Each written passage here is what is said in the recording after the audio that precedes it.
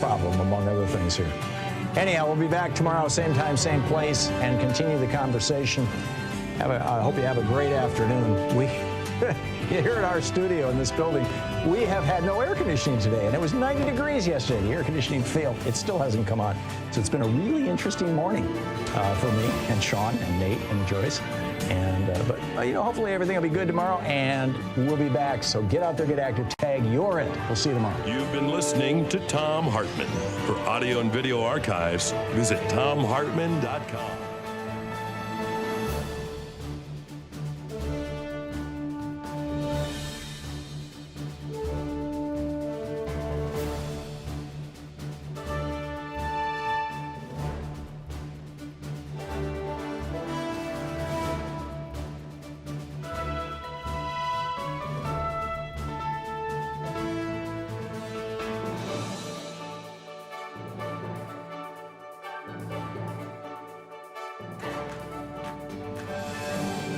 These companies support the Thom Hartmann Program. They are HelloFresh, the #1 meal kit delivery service. More information at hellofresh.com, code TOM. CB Distillery for sleeping and pain relief. More info at cbdistillery.com, code TOM. Annie's Kit Clubs, creativity delivered right to your door. More info is available at annieskitclubs.com/Tom. EasyFlow, personal air filtration system. Fresh air anywhere. More info at easyflowusa.com, code Tom. Masterclass with world-class instructors. More info at masterclass.com/Hartman. And Dinovite, only the best all-natural pet supplements. More info at dinovite.com.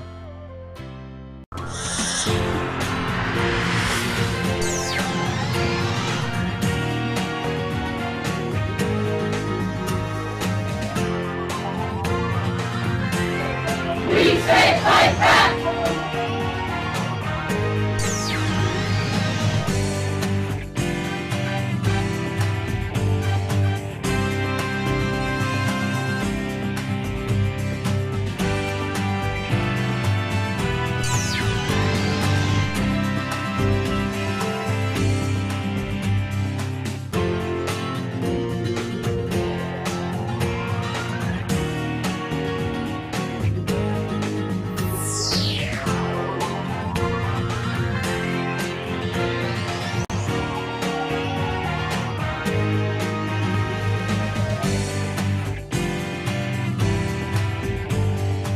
Free Speech TV needs you.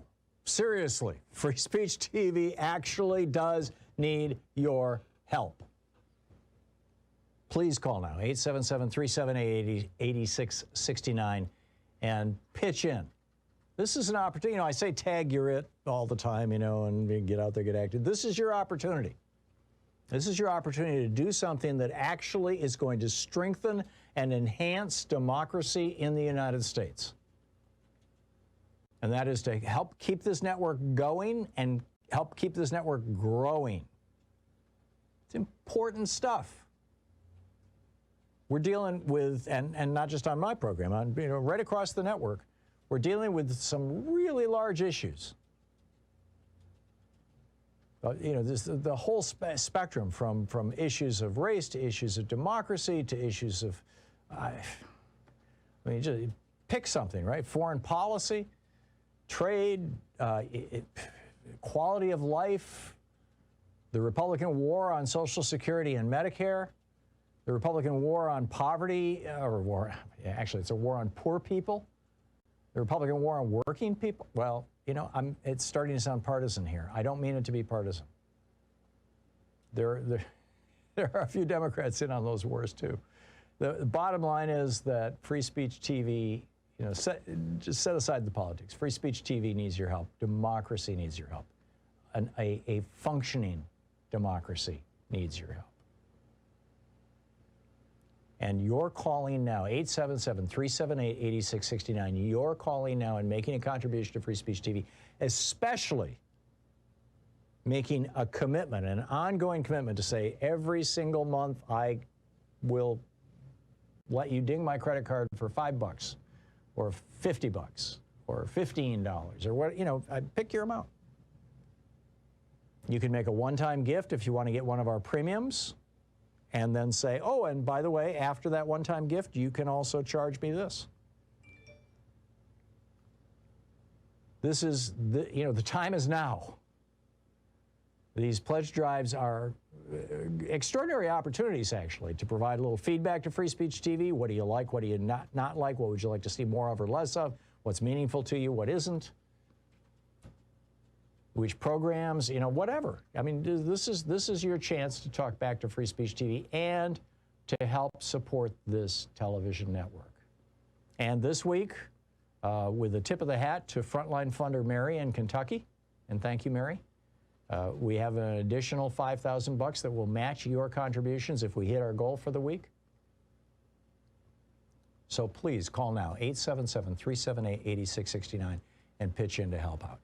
We have a whole bunch of premiums here that for your contribution to Free Speech TV with a $20 gift. These are the one-time gifts. With a $20 gift, you get your choice of the Thom Hartmann University bumper sticker or the Take Action, Make History Pride sticker. With a $50 gift, you get your choice of one of two great designs on the Free Speech TV Real Change Comes from the Grassroots tote bag, designed to go with any outfit. With the $75 gift, you get the Thom Hartmann Program, the official Thom Hartmann Program mug. It's a collector's item. With a $100 gift, you get your choice of either two Free Speech TV face masks or the Wilmington on Fire DVD. This is an extraordinary documentary about the 1898 attack. We've been talking, I was talking on my program yesterday, in fact, about race massacres across the United States. Here's another one, 1898, attack on African Americans in North Carolina. It's a remarkable documentary. With a $120 gift, you have your choice. You can either have an autographed copy of my book, The Hidden History of Oligarchy, my most recent book, American Oligarchy, or the Free Speech TV Justice t-shirt that was stylishly designed by Barry, who's a viewer of Free Speech TV. Thank you, Barry. With a $240 gift, you have your choice of either the Reclaiming Our Democracy book set, which are autographed copies of The Hidden History of American Oligarchy and The Hidden History of Monopolies, or you can come hang out with, more, typically it's around a dozen folks, and me, on Zoom for an hour and it's not recorded, there's no FCC rules, we can say anything, a virtual meet and greet.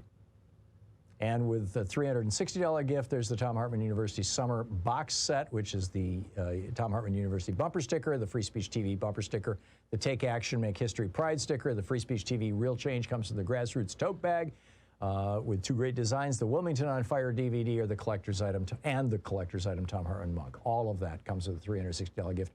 And with a $1,000 gift, come here to Portland and visit us. We will probably be starting to do these this fall, given how the country's going.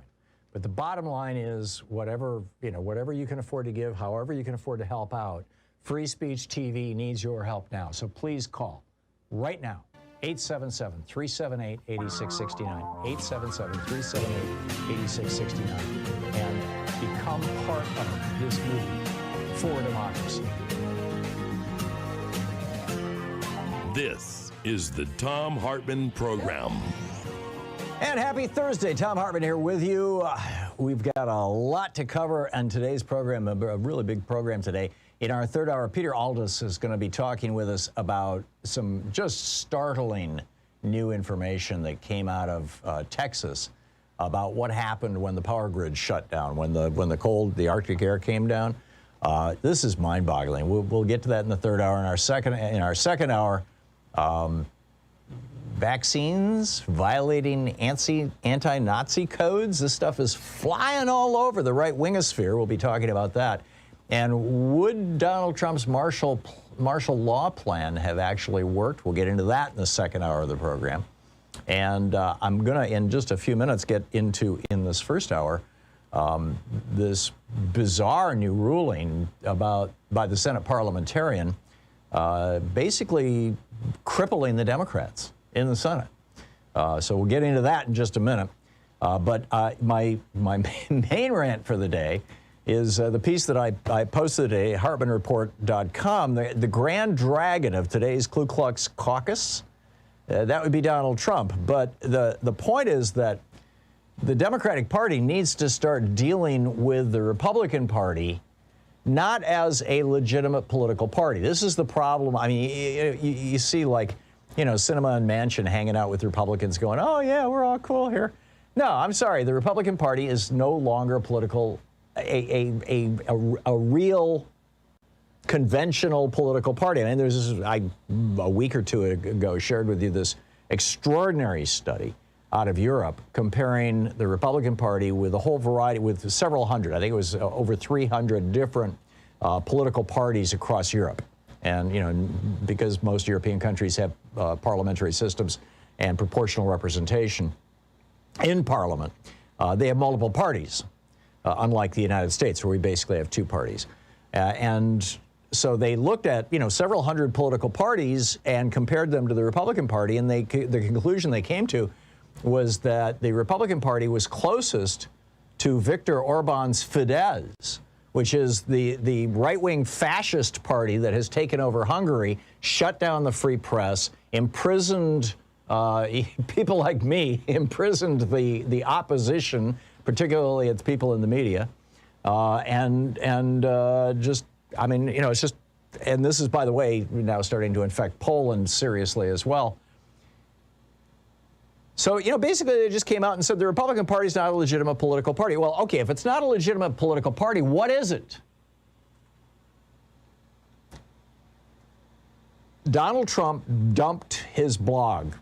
I mean, that was like the big news story yesterday afternoon, right? Trump kills his blog because it only had 150,000 followers, which, you know, is a statement of the power of the algorithms on Twitter and Facebook to amplify anything outrageous. I mean, that's, you know, they make their money on engagement. Outrage drives engagement. It's the exact same game that they play over on Fox News. Hey, let's get all upset about Mr. Potato Head today, right? Phony outrage. But anyhow, Trump abandoned his blog because, you know, there's really only one message from Donald Trump that his base cares about. You know, Trump wasn't offering deep thoughts on the economy or insights into the nation's infrastructure or even commentary on the Middle East. He wasn't, I mean, he wasn't like Richard Nixon, you know, a foreign policy expert. He wasn't like Ronald Reagan, you know, a Republican who completely believed supply-side economics and trickle-down economics. He wasn't like George W. Bush, who passionately told us how important it was that we attack the country that has the second largest supply of oil on earth, Iraq, and then turn that oil over to Dick Cheney's company, or at least a chunk of it, and the revenues from it. You know, basically the only thing Donald Trump has to offer his followers is racism. It's just that simple.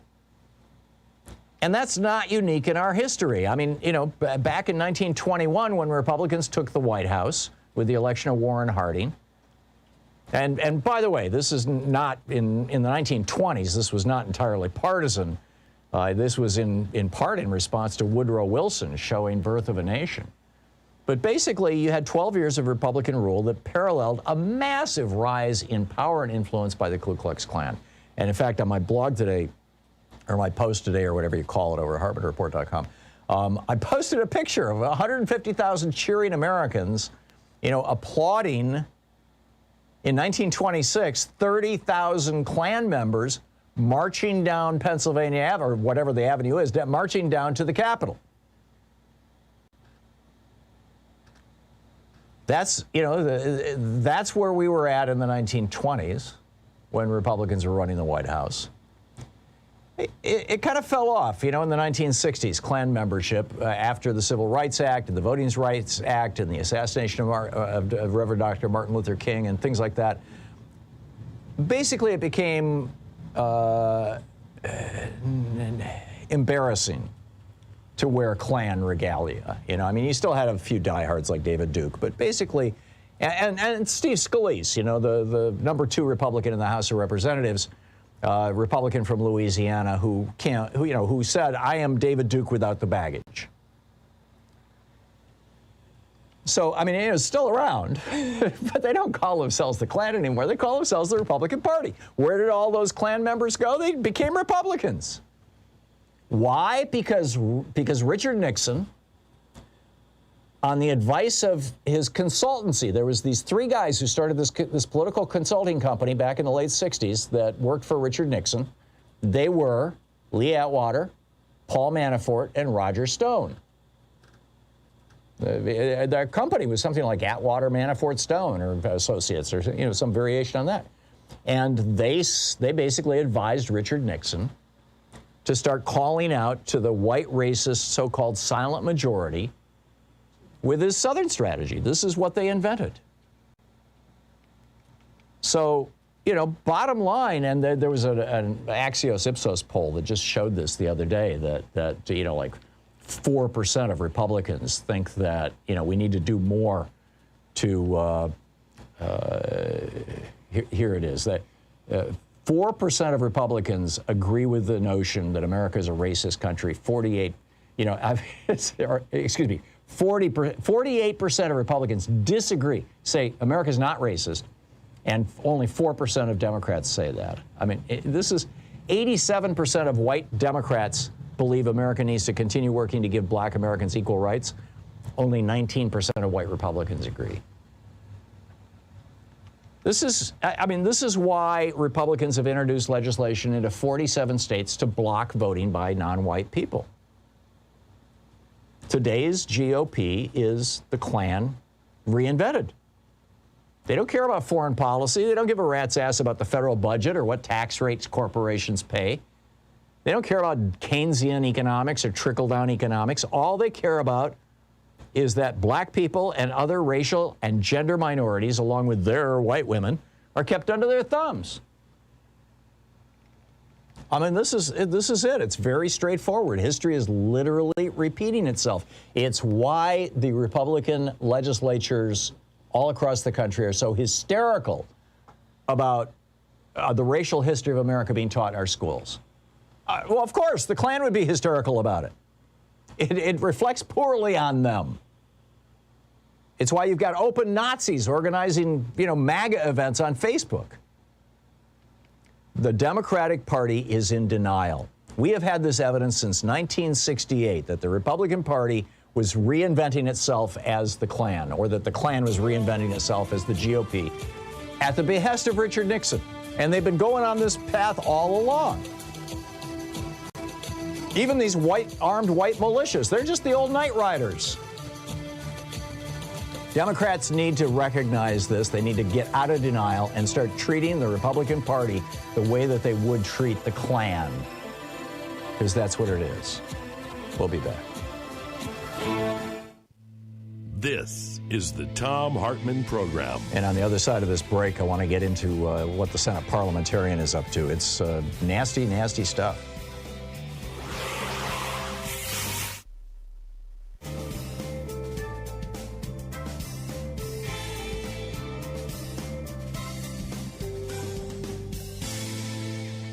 And welcome back. Ed, watching us on Free Speech TV in Chicago. Hey, Ed, what's up? Hey, Tom, I just got a question for you, and I'll hang up and let you answer it. But I'm just wondering, what do we do with Manchin and Sinema if they just say, the heck with you Democrats, we're flipping to the Republican side? Yeah. Because then we're... I tweeted this last night. I was watching a segment on Chris Hayes' show, about this, and about, Kristen Sinema standing there with, who's the Republican, John Cornyn, the Republican from Texas, senator. Right. And she was going, the filibuster was just passed so that it would force people to actually collaborate and cooperate and come up with, good solutions. I mean, she's either insanely ignorant of the history of the United States, which should be a crime for a United States senator, or she was lying through her teeth. I think that, now that we know that Joe Manchin was, an ALEC alumni, And here's Kyrsten Sinema hanging out with the Republicans. I'm wondering how much, Koch money and other right-wing billionaire money is flowing into the coffers of these two Democrats. I'm guessing it's substantial, but I mean, it's just a guess. I think you're I think you're right, but. So, but to your question, Ed, if I could just let me just finish this thought. So I tweeted last night. It's no more Mr. Nice Guy. Basically, it's time to. We've tried the carrot. Now it's time to do the stick, and we need to start pulling the committee assignments from any Democratic senator who won't vote to end the filibuster. Somebody responded to me saying, "Well, won't that cause Manchin and Sinema to become Republicans?" And then you've got the Jim Jeffords problem from 2001. And I replied to him saying, you make a good point, and I don't have an easy answer to that. I mean, maybe it's like you scale it back. Joe Manchin is the chairman of one of the 4 committees that he's on. Maybe you just reduce his status a little. But God only knows what the Republicans would offer them, or are offering them right now, if either one or both of them will flip parties. And I know that's a big concern, because then we're really. I mean, then we're really screwed. It's a quandary. I was hoping you were going to have some. I don't have an easy answer for this one, Ed. What I'm seeing is 2 politicians who are apparently in the active process of being corrupted by big Republican money. That's what it looks like to me. That's my impression, and my thing is to get on the phone and call these 2, but you have to be extremely polite, because if you're not, they'll just say, "Well, screw you guys. I'm gonna become a Republican, and then we don't have any power in the Senate anymore." Yeah. Yeah, and what's incredible is that the Democrats in the Senate represent 41 million more Americans than the Republicans in the Senate do.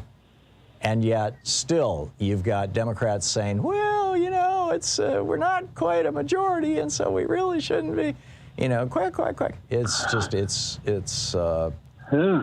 is a problem. Okay, well, shall we say? Like I said, I was hoping there was an answer out there that I just wasn't grasping. Yeah. And I just don't see one for Sinema and the Manchin. I just don't see. I think you got to walk on eggshells, and that. Yeah. I totally get it, Ed, and I can't disagree with you. Chuck Schumer has got to have the toughest job in D.C. right now. Ed, thanks a lot for the call. We'll be right back. It's coming up on 20 minutes past the hour, and I'll be right back here in 1 minute after I read an ad over on the for-profit side. Stick around. We'll be right back.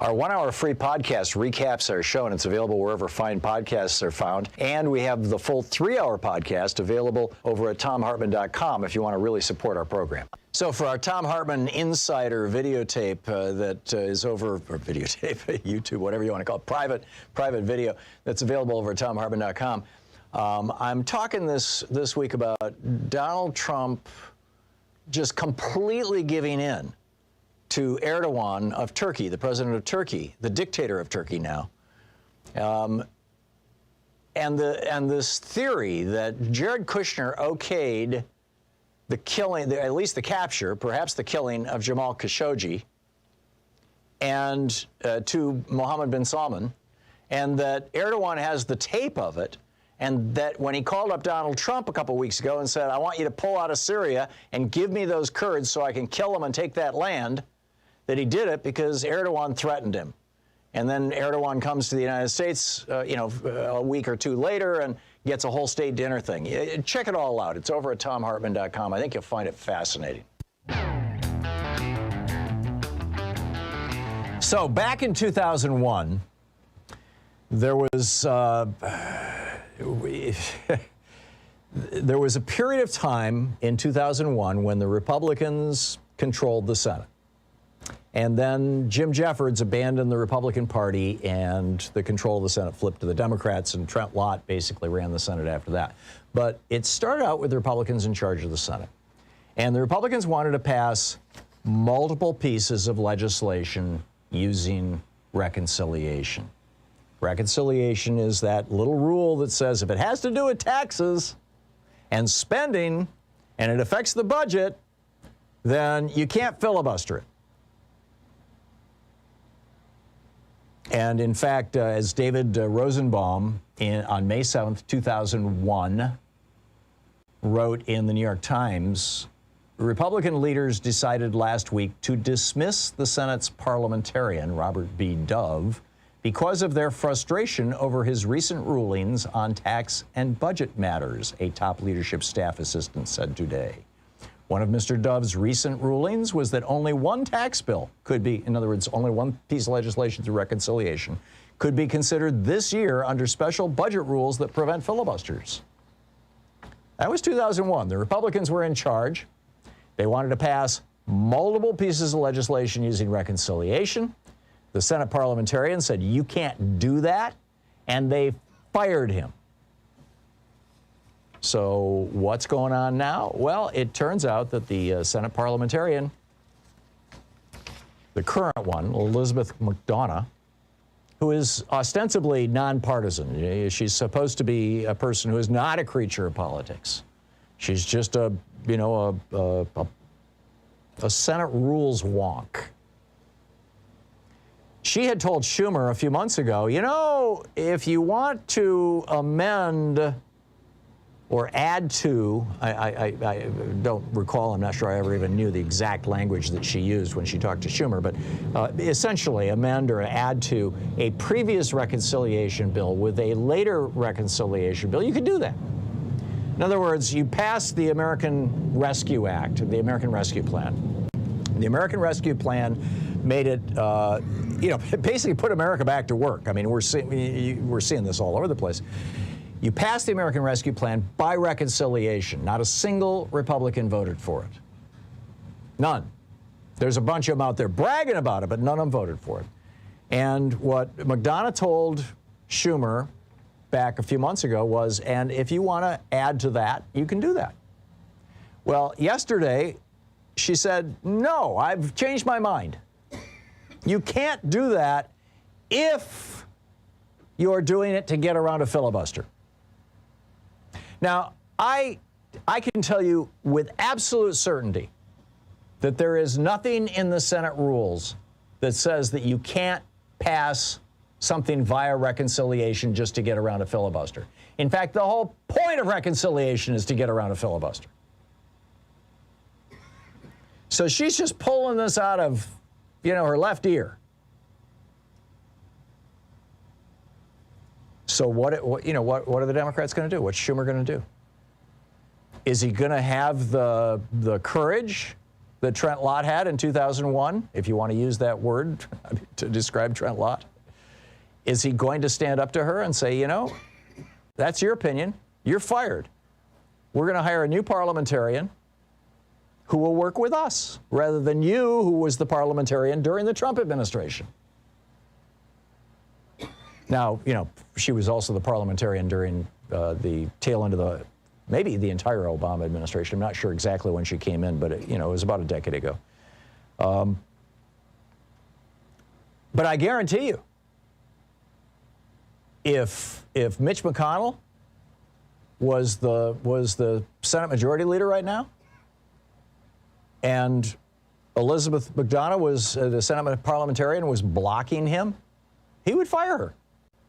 He's no dummy. I mean, like I said, there's a precedent for it. 2001, this is exactly what Trent Lott did. And frankly, I think it's what needs to be done again. I am very concerned that this is essentially a democracy-destroying move. And here's why. If Joe Biden and the Democrats can pass a couple of good-sized pieces of legislation that put America back on track and prove to the American people that government can work for them. In other words, blow up Ronald Reagan's lie that government is not the solution to your problems, government is the cause of your problems. That has, for 40 years, been basically, what everybody in the Republican Party believes, and a lot of Americans believe. If Biden can prove that's wrong, then there's a very good chance that, you know, Democrats will prevail in the 2022 and 2024 elections, and we can start reversing this fascist move, this authoritarian move, this oligarchic move that has been being pushed by Republicans since 1980, but really came to full flower with the Trump administration.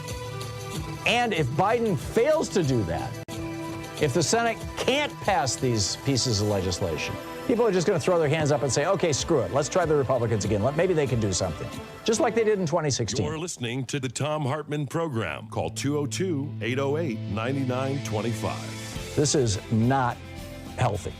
This is not healthy for democracy. We'll be back.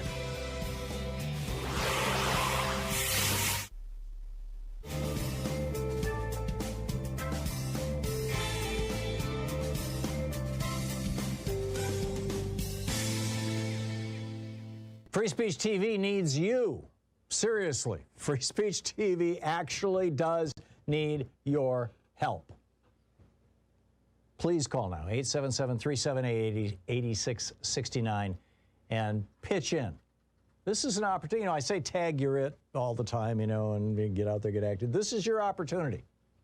This is your opportunity to do something that actually is going to strengthen and enhance democracy in the United States. And that is to help keep this network going and help keep this network growing. It's important stuff. We're dealing with, and not just on my program, on, you know, right across the network, we're dealing with some really large issues.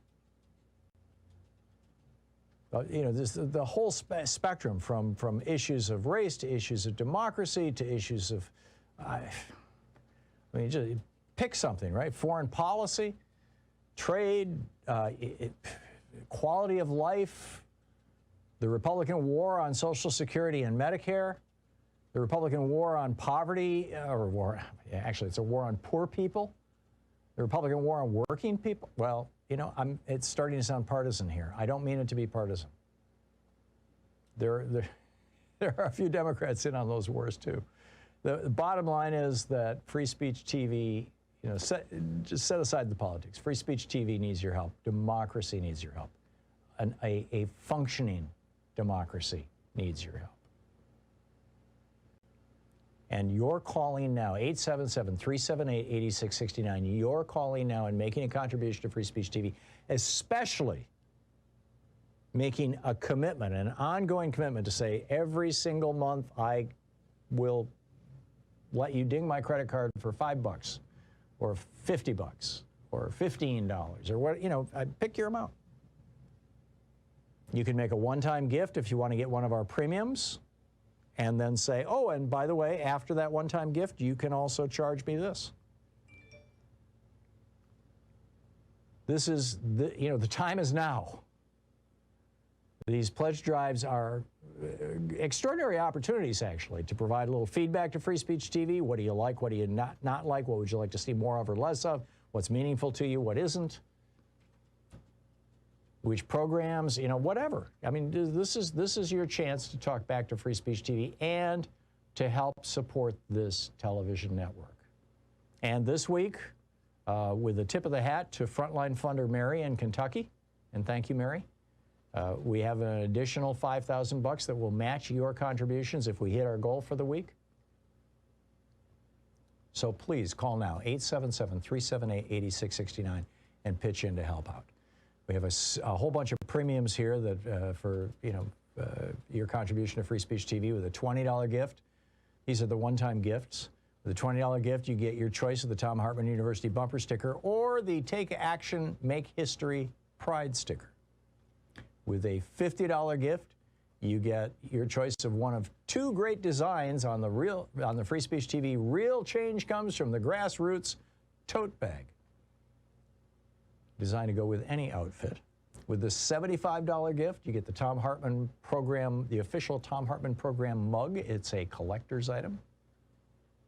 With a $100 gift, you get your choice of either two Free Speech TV face masks or the Wilmington on Fire DVD. This is an extraordinary documentary about the 1898 attack. We've been talking, I was talking on my program yesterday, in fact, about, race massacres across the United States. Here's another one, 1898, attack on African Americans in North Carolina.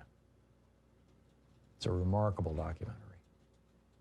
With a $120 gift, you have your choice. You can either have an autographed copy of my book, The Hidden History of Oligarchy, my most recent book, American Oligarchy, or the Free Speech TV Justice t-shirt that was stylishly designed by Barry, who's a viewer of Free Speech TV. Thank you, Barry. With a $240 gift, you have your choice of either the Reclaiming Our Democracy book set, which are autographed copies of The Hidden History of American Oligarchy and The Hidden History of Monopolies, or you can come hang out with, typically it's around a dozen folks and me on Zoom for an hour and it's not recorded. There's no FCC rules. We can say anything. A virtual meet and greet. And with the $360 gift, there's the Thom Hartmann University Summer Box Set, which is the Thom Hartmann University bumper sticker, the Free Speech TV bumper sticker, the Take Action, Make History Pride sticker, the Free Speech TV Real Change comes with the Grassroots tote bag with two great designs, the Wilmington on Fire DVD or the collector's item, and the collector's item Thom Hartmann mug. All of that comes with a $360 gift. And with a $1,000 gift, come here to Portland and visit us. We will probably be starting to do these this fall, given how the country's going. But the bottom line is whatever you can afford to give, however you can afford to help out, Free Speech TV needs your help now. So please call right now, 877-378-8669, 877-378-8669, and become part of this movement for democracy.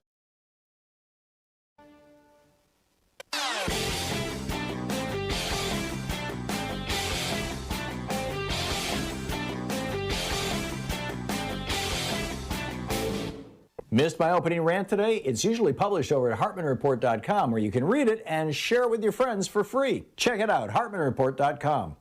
So our special members-only video, as it were, over at ThomHartmann.com this week is about Republicans who claim that they're, particularly those who stay inside the Trump administration, who claim, like this anonymous guy who wrote the column a year or so ago saying, don't worry, we're keeping things safe, we're thwarting Donald Trump's worst impulses. Right, these Republicans who claim that they are staying in the party and staying in the administration, just to hold down the fort. I'm sorry, you guys are not patriots, you're not quiet heroes. You are stooges, toadies, complicit, cowards, traitors, quislings, co-conspirators. Rick Wilson went off on a tweet about this, and I completely agree with it, and added a few thoughts of my own as well. So if you'd like to check it out, it's over at ThomHartmann.com. It's our members-only video for the week.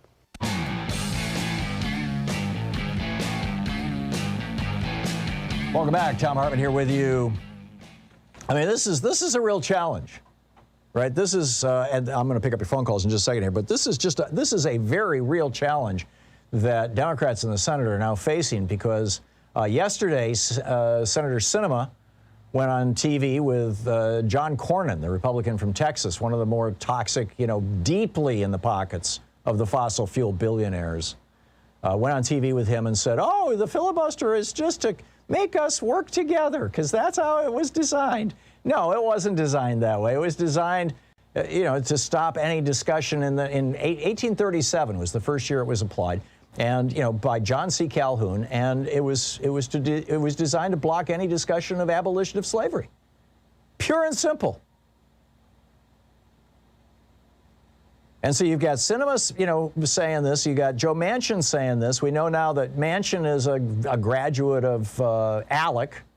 I don't know what's going on with Sinema, but I would be willing to bet.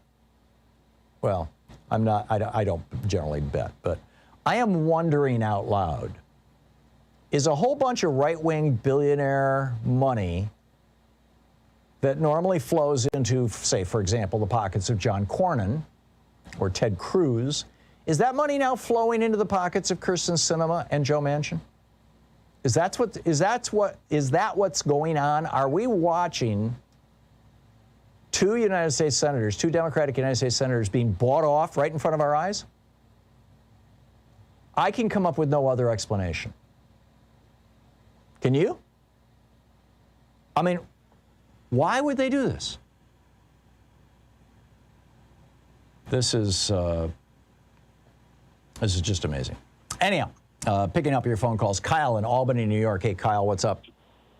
Hey, Tom, how are you? Well, I think my deal follows exactly what you were just saying.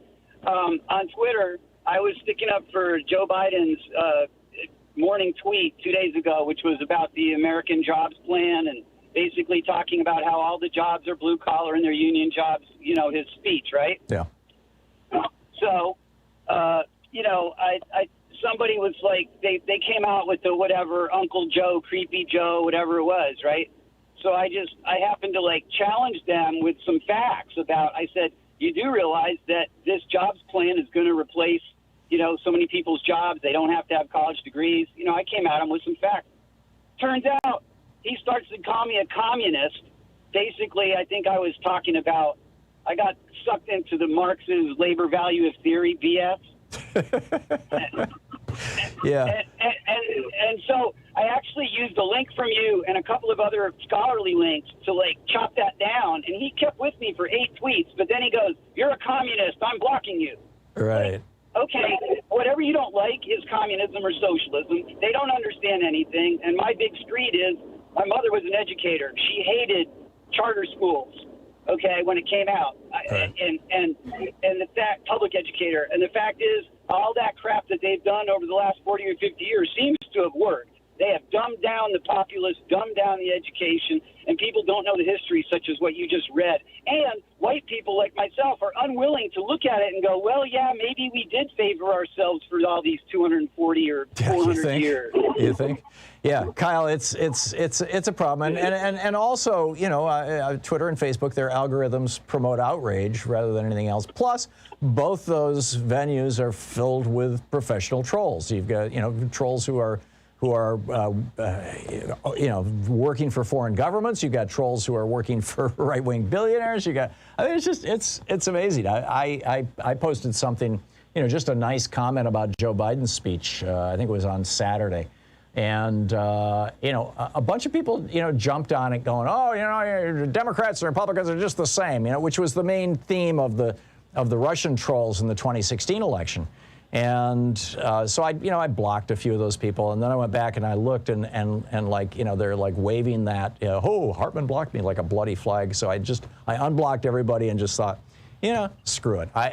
It's like I'm dealing with teenagers or you know, professional trolls, people who are just trying to stir up outrage, and it's very, very difficult. Yeah, go ahead, Kyle. Yeah, you're totally right. One thing to your comment you just made about Sinema and Manchin, the Koch brothers, yeah. And I include the Mercers in this money pool.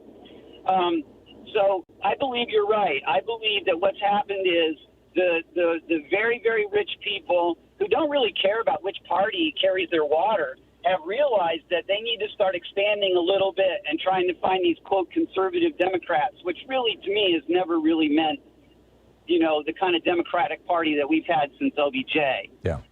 You know, so that's my thought. And thank you so much for illuminating that. Yeah, you're welcome, Kyle. And good talking with you. Thank you for the call. And thanks for listening to Sirius XM. Morris in Long Beach, California. Hey, Morris, what's on your mind today?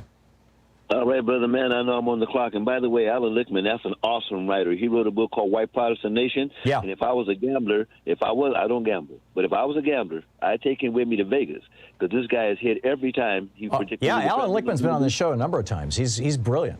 Yeah.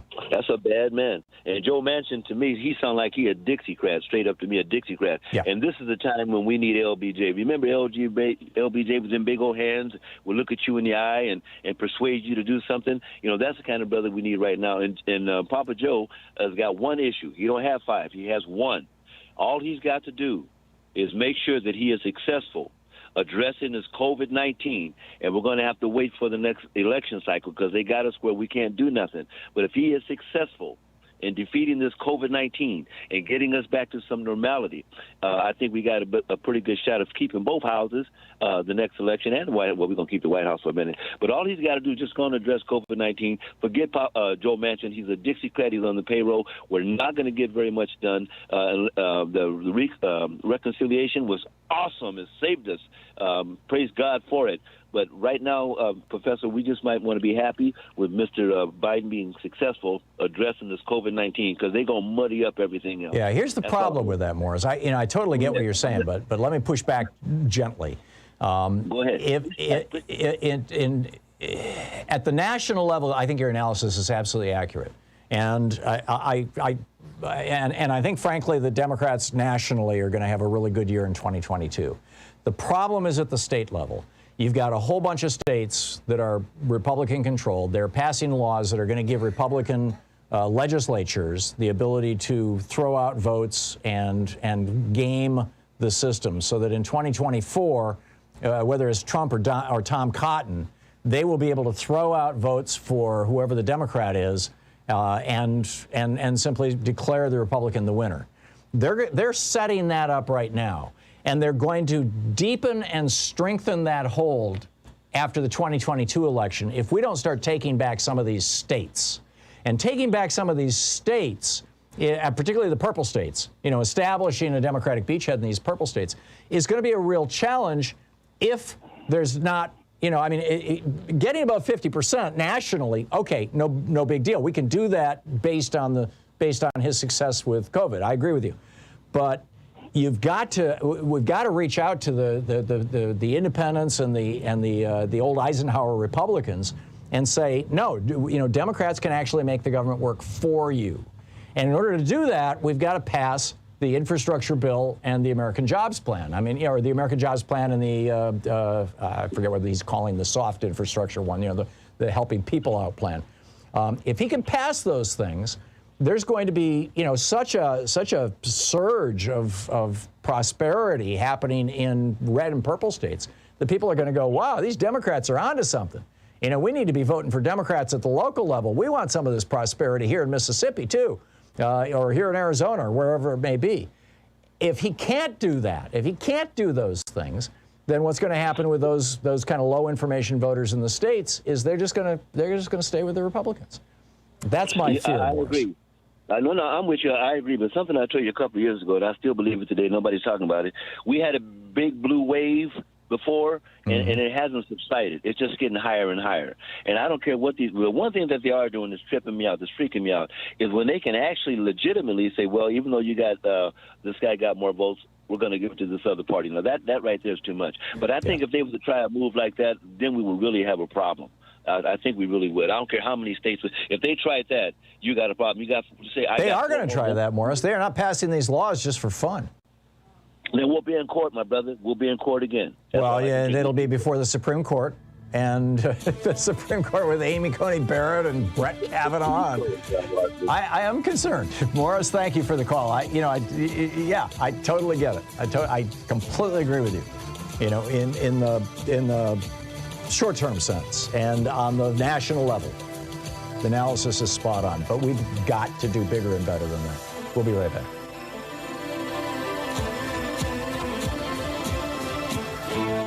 You're listening to Thom Hartmann. Visit ThomHartmann.com for audio and video archives. Back with more of your calls in just a second. It's the Thom Hartmann Program, the place where despair is not an option. We've got to get active.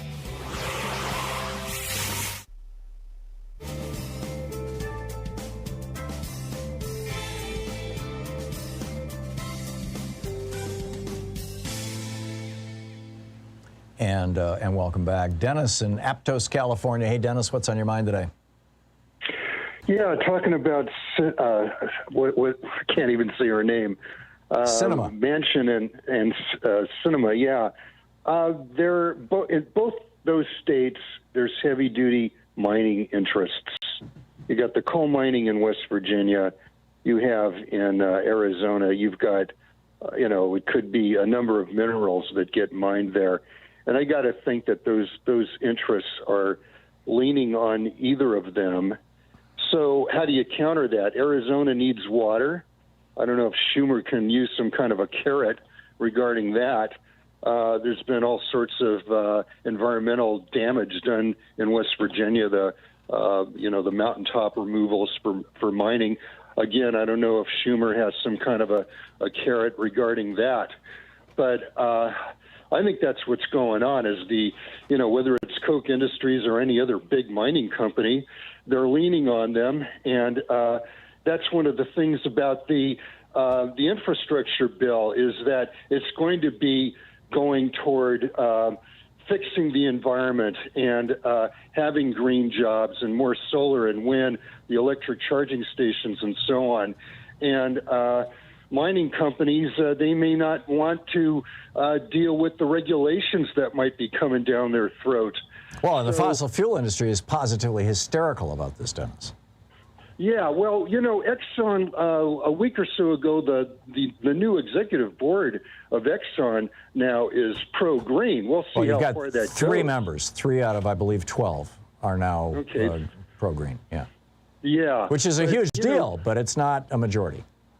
No, it isn't. But, that's a whole other issue, too, about why the fossil fuel industry doesn't change course and start investing in alcohol fuel and solar and wind. But that's another issue. But as far as the two senators, the roadblocks to getting the infrastructure bill passed, I don't know I'm not exactly sure where I am with that, whether Biden should get it down to about $1.2 trillion. Take some of the things out that he would want. It'll be meaningless if he does that, Dennis. The money is going to be spent over an 8-year period. Yeah. If you got $1.2 trillion over 8 years, it is going to be insignificant. It's going to be meaningless, and people they're going to barely notice what's going on. And it's not going to rescue us from climate change, which is, by the way, one of the more important issues of our day. Well, yeah, and that's where he needs to draw the line and say, look, maybe I could give up something like the child care, but we have to have what we can do about the environment in that bill. We have need to the electrify transportation is the bottom line. Yeah. But that's going to require a lot of money. But that is the specific area where the fossil fuel industry is the most freaked out, and the billionaires that have been made by the fossil fuel industry. And it looks to me like they are reaching out, with their money-covered, grimy little hands to grab a couple of Democratic senators and flip them. They don't need to leave the party. They just need to hamstring the party, and that's what they're doing. Dennis, thank you for the call. It looks to me like sabotage. I think that's probably the best word for it. That these wealthy, these right-wing billionaires and these fossil fuel industry interests are making an attempt to sabotage the Democratic Party and via that, America. We'll be back.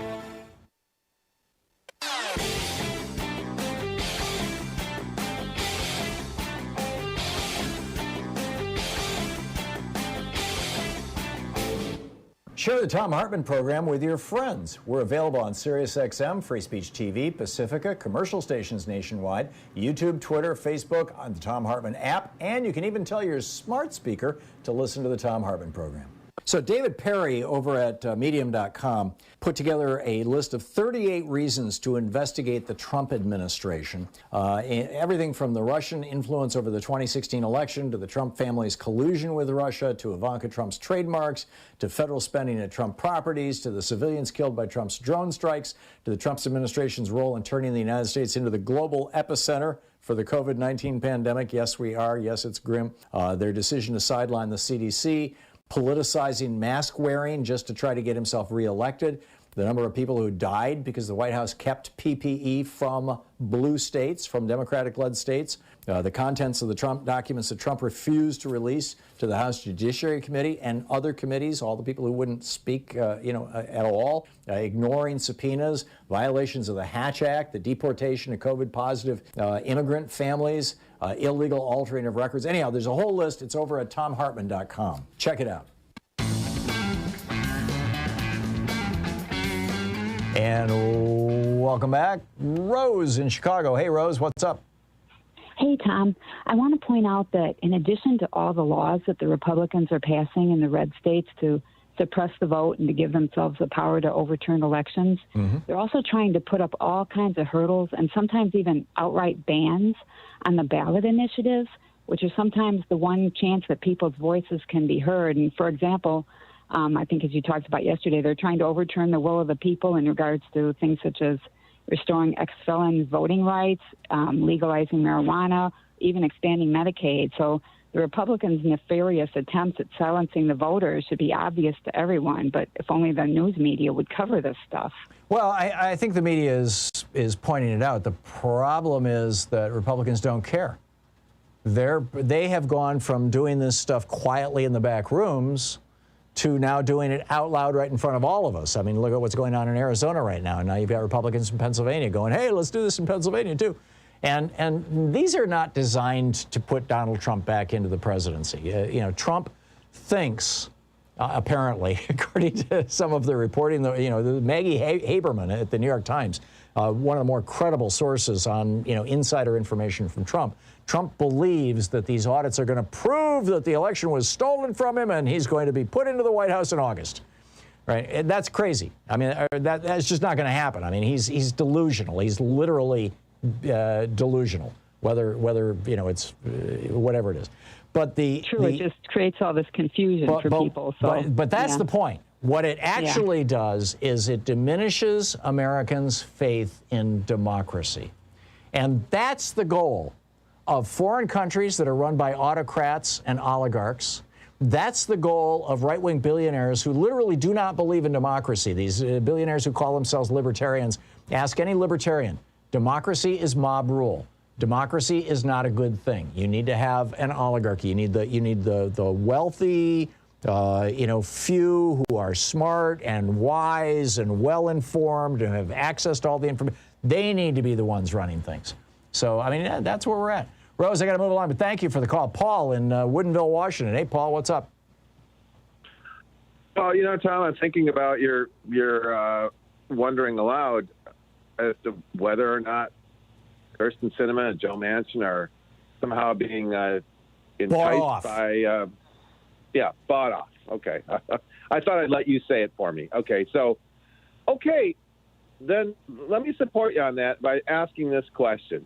If they're not being bought off, in other words, if it's not some kind of covert buy-off, then what do they want as Democrats that they think they're going to be able to accomplish with this strategy? Or let's look at it. Well, I have no answer to that question, Paul, and I think it's one that really supports that notion. Do you have an answer to that question, or was it rhetorical? Well, no, I'm asking. I'm trying to figure out the political, because I was going to make another political leaning supposition. For instance, let's say they're a little bit more Republican-y as Democrats, being from Arizona and West Virginia, and Sinema or Manchin or both together they'd like to take the – see, they're not taking the initiative and saying, no, we'd like something a little more conservative in terms of legislation, and we'll get 50 Republican senators to vote for this, and presumably another 10 Democrats. If this had to do with abortion, that would make sense. But it's that's what I'm trying to say. What was every week in the Trump administration? Infrastructure week. This is about infrastructure. So I don't think this has anything to do with ideology, Paul. I think this is raw politics, and I think that I'm increasingly coming to the firm belief that Manchin and Sinema are being bought off by right-wing billionaires. Well, you're right. They're going to get to the point where they're going to have to prove that they're not being bought off. They're taking it to that point because you cannot just induce. You can't just stand on principle.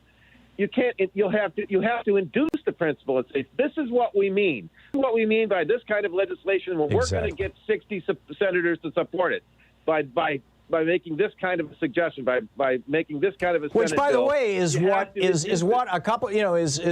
Manchin was actually trying to do with the January 6th Commission. I mean, if you consider that a good faith effort, then yeah, that makes sense. But even that got politicized because you've got Republicans who were co-conspirators. Right. Well, I'll tell you what. I'm going to make this prediction that the Democrats have one more nuclear option, or what do we call that, left, right? You got 30 seconds, Paul. What is it? Yeah, well, they have one left. And so I think... You mean I one think more that reconciliation opportunity? No, the parliamentarian they just have blew one that more up. Huh? The parliamentarian just blew that up. Oh, you mean from 2 years of not using reconciliation? I'm not sure that is carved in stone. Okay, well, I'm saying is that you're going to see Manchin and Sinema stand in the way of that if they have that opportunity. That's how you'll know that they're being bought off, is that they won't even give you 50 votes. They're not even going to give 50 votes. If I am right, then you are right, Paul. And, ipso facto, there you go. We'll see. We'll see. Time will tell. Paul, thank you very much for the call. Time will tell on all those other cliches, right? So, let's see here. Would Donald Trump's martial law plan have worked? We're going to pick up that right after the break. You're listening to Thom Hartmann.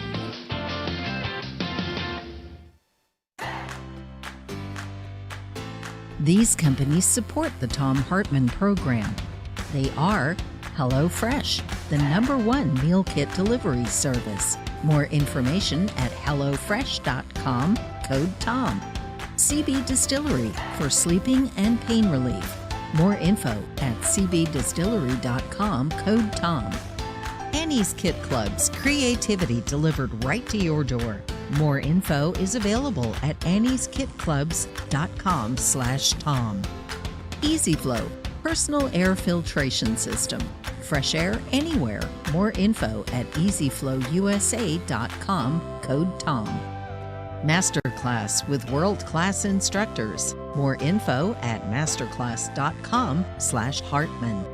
And Dinovite, only the best all-natural pet supplements. More info at dinovite.com.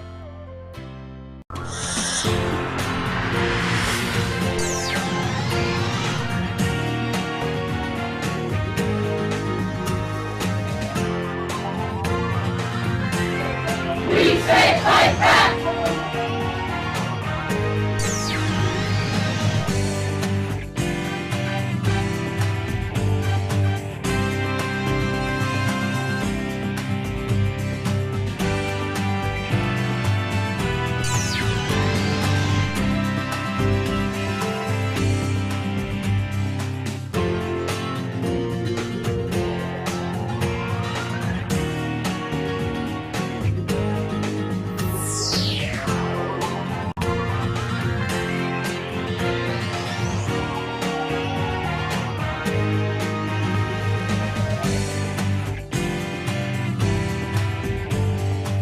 Free Speech TV needs you.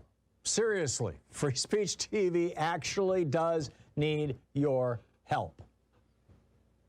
Please call now, 877-378-8669, and pitch in. This is an opportunity. I say tag you're it all the time, and get out there, get active. This is your opportunity. This is your opportunity to do something that actually is going to strengthen and enhance democracy in the United States. And that is to help keep this network going and help keep this network growing. It's important stuff. We're dealing with, and not just on my program, right across the network, we're dealing with some really large issues.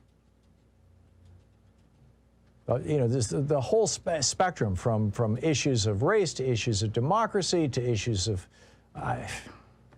just pick something, right? Foreign policy, trade, quality of life, the Republican war on Social Security and Medicare, the Republican war on poverty, actually it's a war on poor people, the Republican war on working people. Well, it's starting to sound partisan here. I don't mean it to be partisan. There are a few Democrats in on those wars too. The bottom line is that Free Speech TV, just set aside the politics. Free Speech TV needs your help. Democracy needs your help. A functioning democracy needs your help. And you're calling now, 877-378-8669. You're calling now and making a contribution to Free Speech TV. especially making a commitment, an ongoing commitment to say every single month I will let you ding my credit card for $5 or $50 or $15 or what, you know, pick your amount. You can make a one-time gift if you want to get one of our premiums and then say, oh, and by the way, after that one-time gift, you can also charge me this. This is, the time is now. These pledge drives are extraordinary opportunities, actually, to provide a little feedback to Free Speech TV. What do you like? What do you not like? What would you like to see more of or less of? What's meaningful to you? What isn't? Which programs, whatever. I mean, this is your chance to talk back to Free Speech TV and to help support this television network. And this week, with a tip of the hat to frontline funder Mary in Kentucky, and thank you, Mary. We have an additional $5,000 that will match your contributions if we hit our goal for the week. So please call now, 877-378-8669, and pitch in to help out. We have a whole bunch of premiums here that for your contribution to Free Speech TV with a $20 gift. These are the one-time gifts. With a $20 gift, you get your choice of the Thom Hartmann University bumper sticker or the Take Action, Make History Pride sticker. With a $50 gift, you get your choice of one of two great designs on the Free Speech TV Real Change Comes from the Grassroots tote bag, designed to go with any outfit. With the $75 gift, you get the Thom Hartmann Program, the official Thom Hartmann Program mug. It's a collector's item. With a $100 gift, you get your choice of either two Free Speech TV face masks or the Wilmington on Fire DVD. This is an extraordinary documentary about the 1898 attack. We've been talking, I was talking on my program yesterday, in fact, about race massacres across the United States. Here's another one, 1898, attack on African Americans in North Carolina. It's a remarkable documentary. With a $120 gift, you have your choice. You can either have an autographed copy of my book, The Hidden History of Oligarchy, my most recent book, American Oligarchy, or the Free Speech TV Justice t-shirt that was stylishly designed by Barry, who's a viewer of Free Speech TV. Thank you, Barry.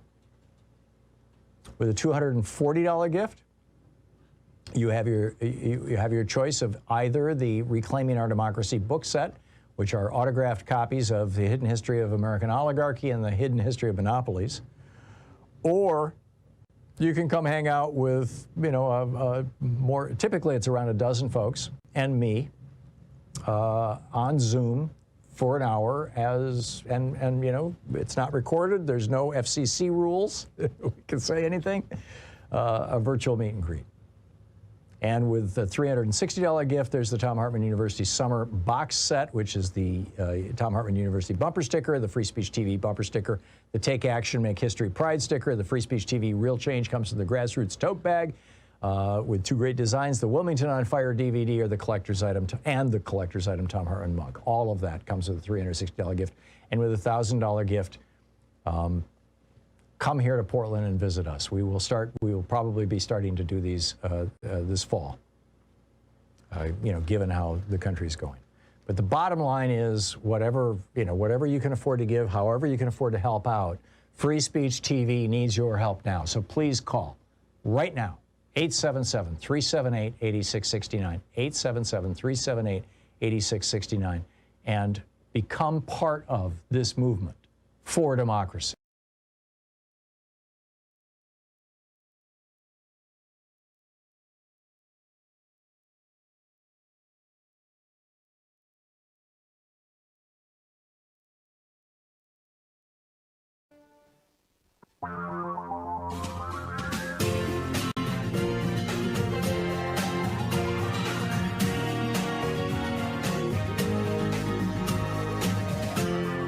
This is the Thom Hartmann Program. Welcome back. Thom Hartmann here with you. So we are learning more and more rather distressing stuff, basically, news, as it were, about January 6th. And this is not just about, you know, the attack on the Capitol. There's a much, much larger issue here, which is the end of democracy and the end of America. I mean, that's literally what we're talking about here. It turns out that, you know, based on these latest indictments, I mean, this is just jaw-dropping stuff. Just as a starting point, this morning, a guy called into C-SPAN. And he said he was Tom from Woodbridge, Virginia. And he says, I was there on January 6th. I work in the intelligence community and have for many, many years. There were experienced agitators. Now, he's not talking about the Trump fans who broke down the doors and smashed the windows and smeared feces on the wall, on the walls in the U.S. Capitol and damaged some of the paintings and you know, it's like killed 5 people, basically. He's not talking about them. He's trying to say that there were Antifa people there or Black Lives Matter people there. He says, there were experienced agitators that took advantage of a great deal of anxiety and passion in the country and did it on purpose to defame the presidency of Donald Trump. He says, I know that for a fact. And then he starts talking about how Trump's going to get reelected in 2024. This is what this new indictment has laid out. This was just filed. It was originally filed on May 26th, but we just saw the public-facing piece of it yesterday afternoon. This is an indictment of the people. Remember on the video of January 6th, there was a crowd shot, and through the crowd was snaking this they call it a stack, this group of people who are all wearing camouflage and body armor, and each one had a hand on the shoulder of the person in front of them, and they were moving through the crowd toward the front, toward the Capitol building. Those are the people that are on the receiving end of this indictment. And they were communicating with each other with what they thought was a secure messaging app, but hey, there's no such thing in the United States. I mean, federal law since the Patriot Act, et cetera, basically says that you cannot run a messaging app that the federal government can't snoop on. It's just there is no such thing. So, you know, we've got them, as it were. Obviously, that's a whole other conversation about, you know, privacy. But they said that they were staging. First of all, they had a quick reaction force just across the river in Virginia. Now, keep in mind, guns are illegal in D.C. D.C. has, I believe, the most restrictive gun laws in the nation. That's why the Heller decision was, you know, pointed right at D.C. So you can't bring guns into the District of Columbia. Even Republican legislators are okay with that. So what these guys did is they brought all these weapons into Virginia, into this hotel in Virginia, and a bunch of them stayed back in Virginia because here was the plan. I mean, I'll just tell you in my own words, then I'll go back and read some of the documents to you. The plan was storm the Capitol, attack, you know, try to stop Congress from certifying the election, and in the process, because there was a big Trump rally, wherever there's a big Trump rally, you know, where Donald Trump is speaking, there's always protesters, counter-protesters. So they were assuming that there would be anti-Trump protesters who would show up at that rally that Trump spoke at, the one that was in part paid for by Supreme Court Justice Clarence Thomas's wife's organization. The assumption was that there would be anti-Trump protesters. And if they could get in a fight, even 5 guys, even a small fight with anti-Trump protesters, then Donald Trump could declare that a crisis and invoke the Insurrection Act. And the Insurrection Act would allow him to declare martial law, just shut the country down, and to say, okay, that's it. Congress is suspended. Everything is suspended. I mean, it's there. It's in the law. And that would be the end of democracy in America. And that would be the beginning of Donald Trump running this country basically, you know, the way that Orban runs Hungary or Putin runs Russia or, you know, fill in the blank, right? Pick your country that was a democracy for a while and isn't anymore. This is Oath Keepers leader Stuart Rhodes was in on this conversation, and he had been hanging out with Michael Flynn, publicly calling for Trump to invoke the Insurrection Act. And this is from one of their messages. He says, if the fight comes, let the fight come. Let Antifa, if they go kinetic on us, which is kind of military talk for, you know, aggressive action. If they go kinetic on us, then we'll go kinetic on them. Let the fight start there. That'll give President Trump what he needs, frankly. If things go kinetic, good. If they throw bombs at us and shoot us, great, because that brings the president his reason and rationale for dropping the Insurrection Act. So our posture is going to be that we're posted outside of D.C., awaiting the president's orders. We hope he will give us the orders. We want him to declare an insurrection and to call us up as the militia. So this was their plan. Can you imagine what would happen if they had pulled that off? If Donald Trump had declared an insurrection, what are the Democrats going to do at that point? Sue at the Supreme Court? Well, you know, he has the authority under the Insurrection Act. Yes, there is a fight going on in front of Congress. The problem that these guys had, the Oath Keepers and these other groups that, and all these people that they were able to drag into this thing in January 6th, the problem that they had is that the only people who were fighting them were the Capitol Police. And they sent over 140 of them to the hospital. This is, or perhaps it was just there was a total of 140 hospitalizations, but they sent a bunch of, I believe it was 140 Capitol Police who went to the hospital. So would this have worked? Are we that close to losing democracy? And if the next Republican president can collaborate with one of these groups, and by the way, we want to know what happened on January 5th in the Trump Hotel, in the Trump private suite, where Republican Senator Tuberville was there, and perhaps at least one other senator. There are questions whether Josh Hawley was there or others. And, you know, Don Jr. and all these other, you know, was that a war room? Was that a planning? I mean, it sure looks to me like this was a naked attempt to end democracy in America. And if one of these neo-fascists gets into the White House in 2024, I don't even think it's a question if they'll try to repeat this. I think it's a given. And if you think I'm exaggerating, look at what's going on in Arizona right now. Look at the law that the Democrats just stopped in Texas that would have given election judges, Republican election judges, the ability to say, you know, these votes from this precinct here, where 80% of the people in the precinct are black, these votes, we think there's some fraud. We're just not going to count them. And by the way, those same provisions are in laws that have already been passed in 12 states,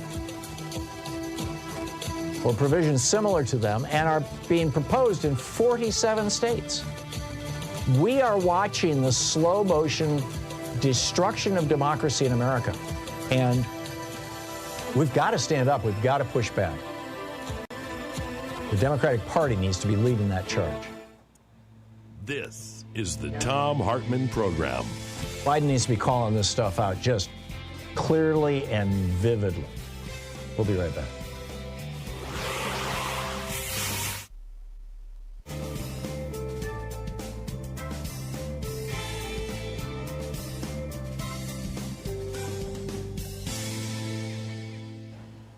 And welcome back.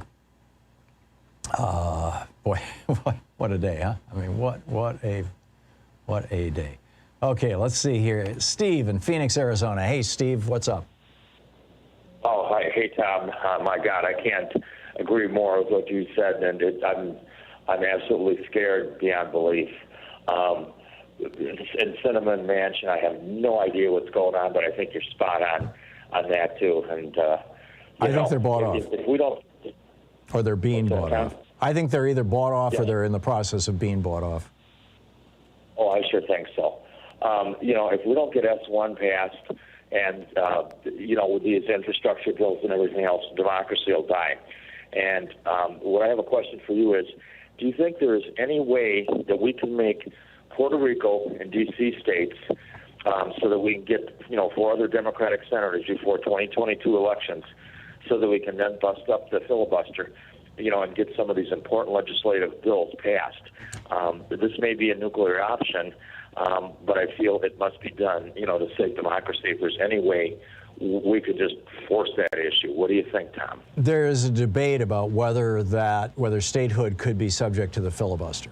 And there are legal scholars on both sides of that debate. The broad consensus seems to be that it's not something that can be subject to filibuster, but there is no Byrd rule, any kind of reconciliation equivalent for that. So even if they were able to get 50 votes, even if Manchin and Sinema were to go along with it, they may not get it through the Senate. Again, I think that Chuck Schumer needs to fire the parliamentarian and get a parliamentarian who's willing to go along with saving American democracy. But even if they were made states, you wouldn't see the impact of that for probably several years. So we have a more immediate issue right now, and that's where you correctly point out, Steve, that we've got to have H.R. 1, SB 1, the For the People Act and the John Lewis Voting Rights Act passed. And that's going to require blowing up the filibuster. I'm sorry. Go ahead. Okay, yeah, excuse me. I'm sorry too. So you don't think if they were made states immediately that they could have like senatorial and congressional elections within 90 days? I don't know. I honestly don't know. The last time that we had states added to the map was in the 1950s. I was a little kid. I remember when Alaska and Hawaii were added as states. I remember the whole thing about, the national debate about what the flag should look like when we add 2 more stars to it. But I think I was like 6 years old or something. I'd have to go back and look and see what year it was that they were brought in. So I don't, frankly, have any idea how long it would take, what would be involved. I think if it was D.C., they already have a governance structure in place that probably could adapt itself to becoming, a voting member of the House. You already have Eleanor Holmes Norton there, and throwing a couple of senators on. In fact, they have a shadow senator, who sits in but he can't even speak actually. So D.C. I think is ready and could probably move fairly quickly. Puerto Rico, I'm skeptical. I'm very skeptical. Thanks, Tom. Yeah, thanks a lot for the call, Steve. Good to hear from you. I don't think that that's going to be a magic bullet, is the bottom line. It's important, and it's something that should be done, simply for the purposes of, reasonable and fair representation. The Democrats in the Senate represent 41 million more Americans than do the Republicans.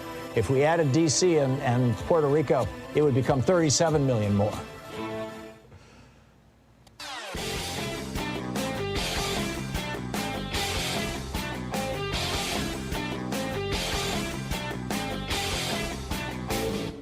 Missed my opening rant today? It's usually published over at HartmannReport.com, where you can read it and share it with your friends for free. Check it out, HartmannReport.com. We try to have a lot of content over at ThomHartmann.com, and of course, every day my daily rant goes up at HartmannReport.com. No advertising, no fee or anything like that. You can even get it pushed out to your email box for free. But we also have, podcasts available that are free through wherever your favorite podcast provider may be. Or the full 3-hour program. It's a 1-hour podcast, the one that's free out there. There's also the 3-hour podcast available at ThomHartmann.com.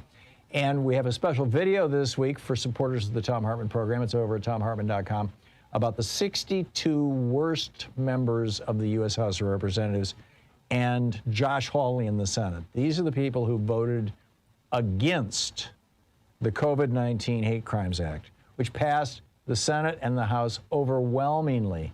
But these 62 members of the House did what is just awful. You can check it out at ThomHartmann.com.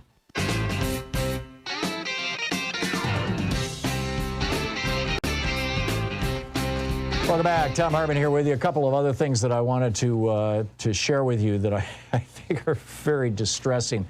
The first is, and I mean, this is like beyond the pale. We need a beyond the pale alert, I think. There's a lawsuit in Texas where they are claiming that requiring vaccine, or even giving vaccines, these COVID vaccines, is a violation of the Nuremberg Code. The Nuremberg Code, Dr. Mengele was this infamous physician in the Third Reich who did just these god-awful torture experiments on mostly Jewish prisoners during the Nazi era.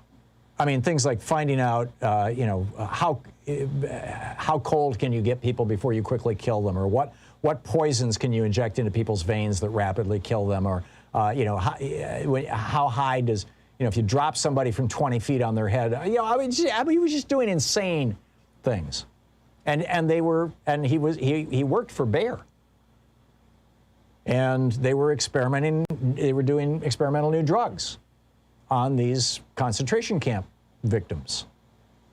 So the Nuremberg Codes is that you don't experiment on prisoners of war. Well, number one, the Nuremberg Code is not an international law. It was a principle. Number two, it's not a U.S. law either. Number three, and probably this should have been number one, the COVID vaccines are not experimental anymore. They have not been experimental since they became available to the general public. They were tested on volunteers, people who raised their hand and said, yes, put me in the study. They were tested. They were found to be safe. I mean, they went through 3 levels of testing. Is it safe? Is it effective? Is it safe and effective? Is it, do we have very, very low levels of side effects? They went through all that stuff. But this is apparently a popular tactic among anti-vaxxers, even people who are hysterical about measles vaccines and things. And it's wrong. It's just wrong. These are not experimental vaccines. The Nuremberg Code does not apply. And the hospitals that are,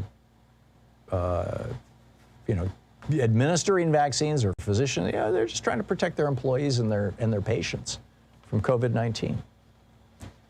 But now Tucker Carlson goes on TV and says that vaccination is the new medical Jim Crow. Tucker Carlson, who refuses to say whether he's vaccinated. Why? Because, little Tucker is probably well vaccinated, almost certainly. And I guarantee you he was in a bubble. I mean, the guy's a multimillionaire, and Fox News is $1 billion operation. They're not going to risk their talent. He's not going to risk the gig he's got and the website he owns and one of the major right-wing websites. So, he goes on TV and he goes, oh, this is medical Jim Crow as Democrats, he says Democrats are forcing Americans essentially to be experimented on. I think at the bottom line, what's really going on here is not that Tucker Carlson gives a rat's ass about vaccine. In fact, he's almost certainly vaccinated himself. It's that there is money to be made by generating outrage, phony outrage, faux outrage. If you can scare people about things that aren't real, get them all cranked up. I mean, this is Fox's business model. This is right-wing media's business model. And frankly, I think it's doing serious damage to this country. You've got now states where we have 12 states. In fact, it might be 14 by now, where 70% of the population, of the adult population, has been vaccinated. Joe Biden is trying to hit that number for 1 month from, tomorrow, right? Yeah, July 4th. 70%. You've got a dozen states that have already hit that. But Alabama, hey, we just hit 30%. Mississippi, we just hit 31%. Why? Because all you can get on the radio in Alabama and Mississippi is right-wing talk. And everybody watches Fox News. Because they have, put themselves out as, hey, we are the source for, the Klan, the reinvention of the Klan as the Republican Party, per my first hour rant. So this is pretty grim stuff. The vaccine mandates do not, just the vaccine, do not violate any codes or any laws. Everything's good. It's working. New York City yesterday did not have one single COVID death. Why? Because, they're not watching Fox News. They saw what happened. They were the first to be hit. Badly, anyway. You're listening to the Thom Hartmann Program. Call 202-808-9925. I'll pick up your phone calls right after the break. It's coming up on 28 minutes past the hour here on the Thom Hartmann Program. Fair and only slightly unbalanced.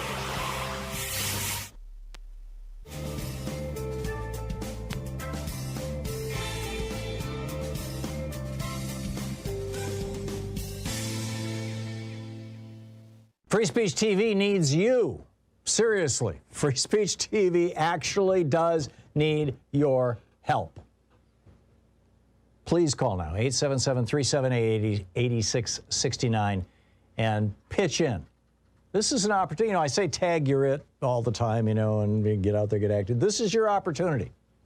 This is your opportunity to do something that actually is going to strengthen and enhance democracy in the United States. And that is to help keep this network going and help keep this network growing. It's important stuff. We're dealing with, and not just on my program, right across the network, we're dealing with some really large issues. The whole spectrum from issues of race to issues of democracy to issues of, just pick something, right? Foreign policy, trade, quality of life, the Republican war on Social Security and Medicare, the Republican war on poverty, actually it's a war on poor people, the Republican war on working people. Well, it's starting to sound partisan here. I don't mean it to be partisan. There are a few Democrats in on those wars too.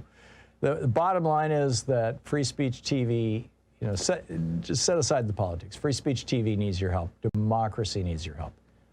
A functioning democracy needs your help. And you're calling now, 877-378-8669. You're calling now and making a contribution to Free Speech TV, especially making a commitment, an ongoing commitment to say every single month I will let you ding my credit card for $5 or $50 or $15 or what, pick your amount. You can make a one-time gift if you want to get one of our premiums and then say, oh, and by the way, after that one-time gift, you can also charge me this.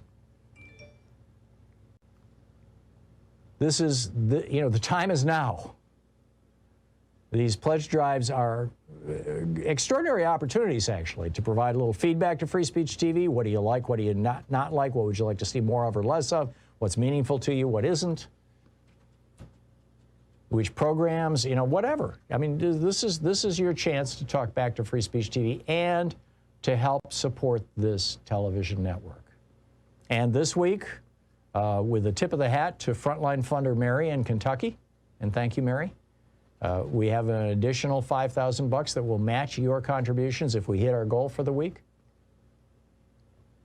So please call now, 877-378-8669, and pitch in to help out. We have a whole bunch of premiums here that for your contribution to Free Speech TV with a $20 gift. These are the one-time gifts. With a $20 gift, you get your choice of the Thom Hartmann University bumper sticker or the Take Action, Make History Pride sticker.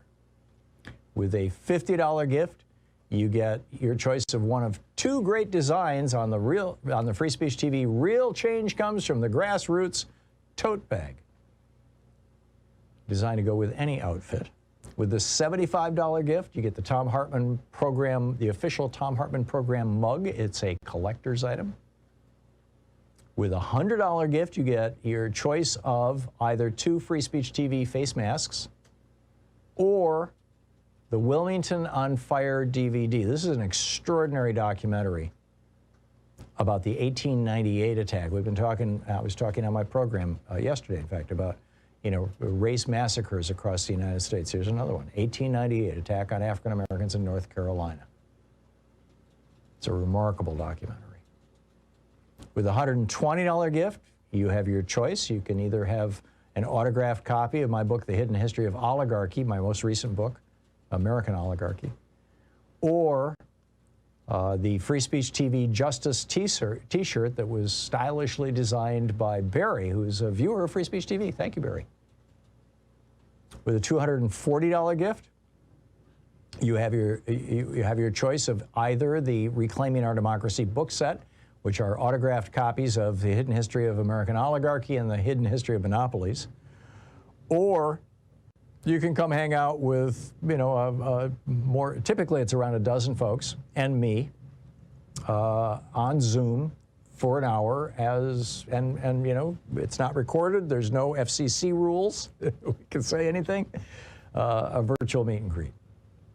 And with the $360 gift, there's the Thom Hartmann University Summer Box Set, which is the Thom Hartmann University bumper sticker, the Free Speech TV bumper sticker, the Take Action, Make History Pride sticker, the Free Speech TV Real Change Comes to the Grassroots tote bag with 2 great designs, the Wilmington on Fire DVD, or the collector's item, and the collector's item Thom Hartmann mug. All of that comes with a $360 gift. And with a $1,000 gift, come here to Portland and visit us. We will probably be starting to do these this fall, given how the country's going. But the bottom line is whatever you can afford to give, however you can afford to help out, Free Speech TV needs your help now. So please call right now, 877-378-8669, 877-378-8669, and become part of this movement for democracy.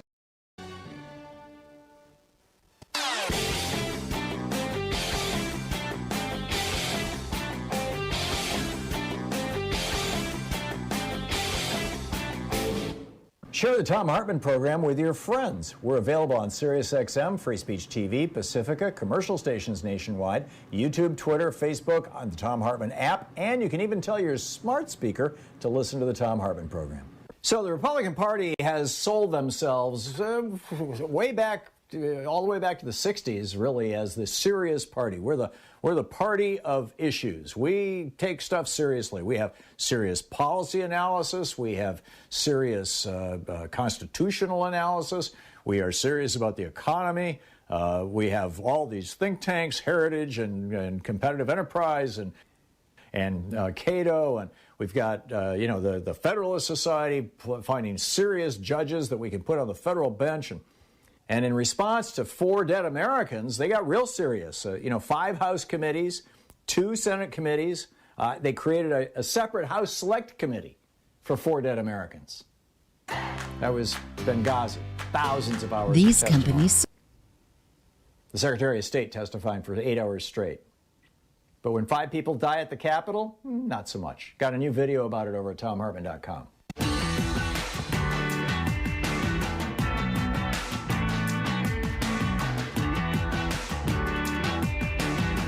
And welcome back. Thom Hartmann here with you. Marilyn in Sun City, West Arizona. Hey, Marilyn, what's on your mind today?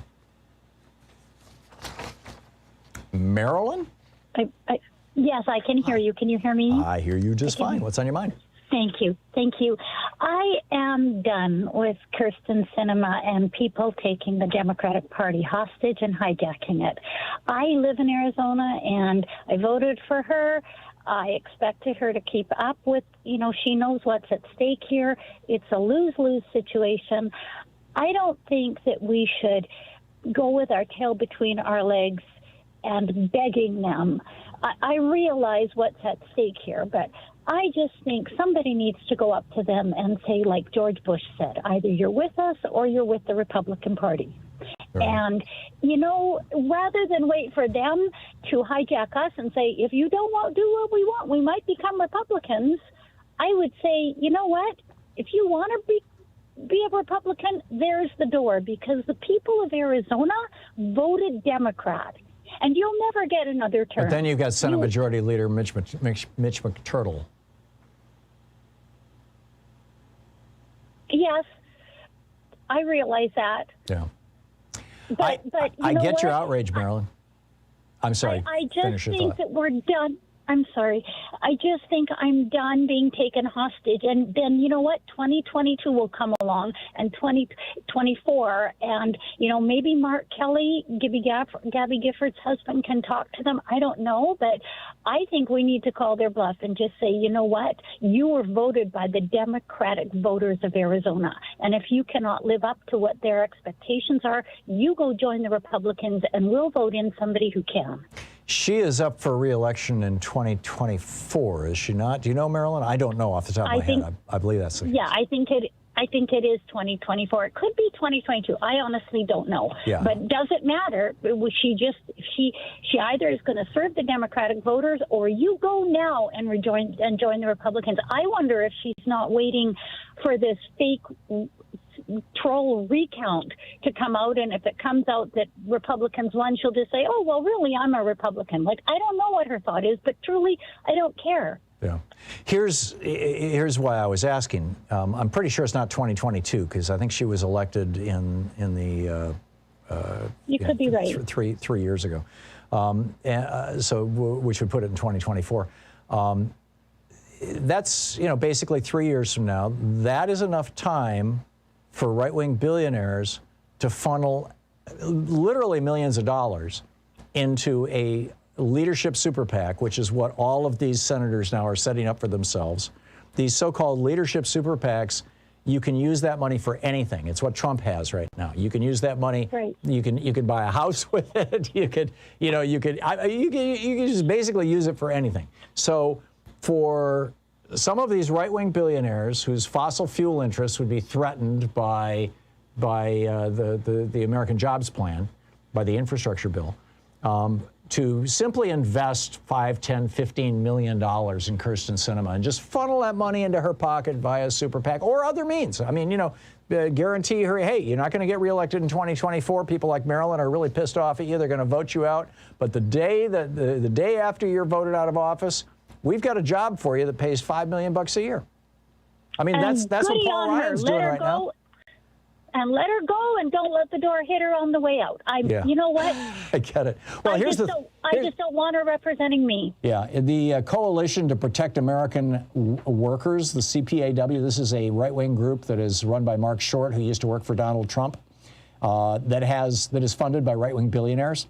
We just got, Sean just forwarded this SourceWatch. The Coalition to Protect American Workers plans to raise $25 million to prevent Joe Biden's infrastructure plan from passing Congress. And they're specifically targeting Kyrsten Sinema. CPAW has targeted moderate Democrats, including Carolyn Bourdeaux of Georgia, Connor Lamb of Pennsylvania, and Kyrsten Sinema of Arizona, the first two being members of the House. Look at the calls you're getting from Arizona. I think it was Stephen Phoenix and all these other people. We are outraged. Yeah, I get it. I totally get it. Thank you very much, Marilyn. Great to hear from you. I appreciate it. Bill in St. Helens, Oregon. Hey, Bill, what's on your mind today?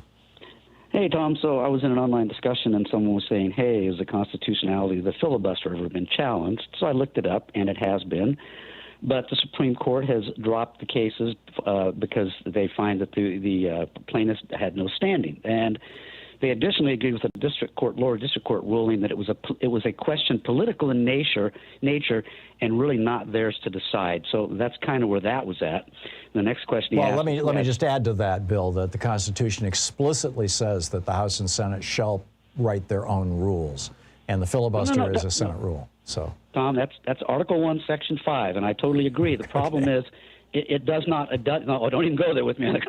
The problem is, no one. We vested these powers. This is way off my topic, but we vested these powers in the Congress, and no rational human being would ever say, by the way, we're going to give you the power to override other provisions of the Constitution, such as Article 1, Section 3, where the VP casts the tie-breaking vote. Nobody would ever vest that power. So this is an abomination, but not my point. My point is, so there's no standing. The American people have no standing. They can make their own rules. Okay, I'm just throwing stuff at the wall here, Tom. But you know what? As we speak, President Biden could contact the Senate majority, and he could say, you know what? I don't recognize the Constitution of the filibuster. I don't recognize its constitutionality.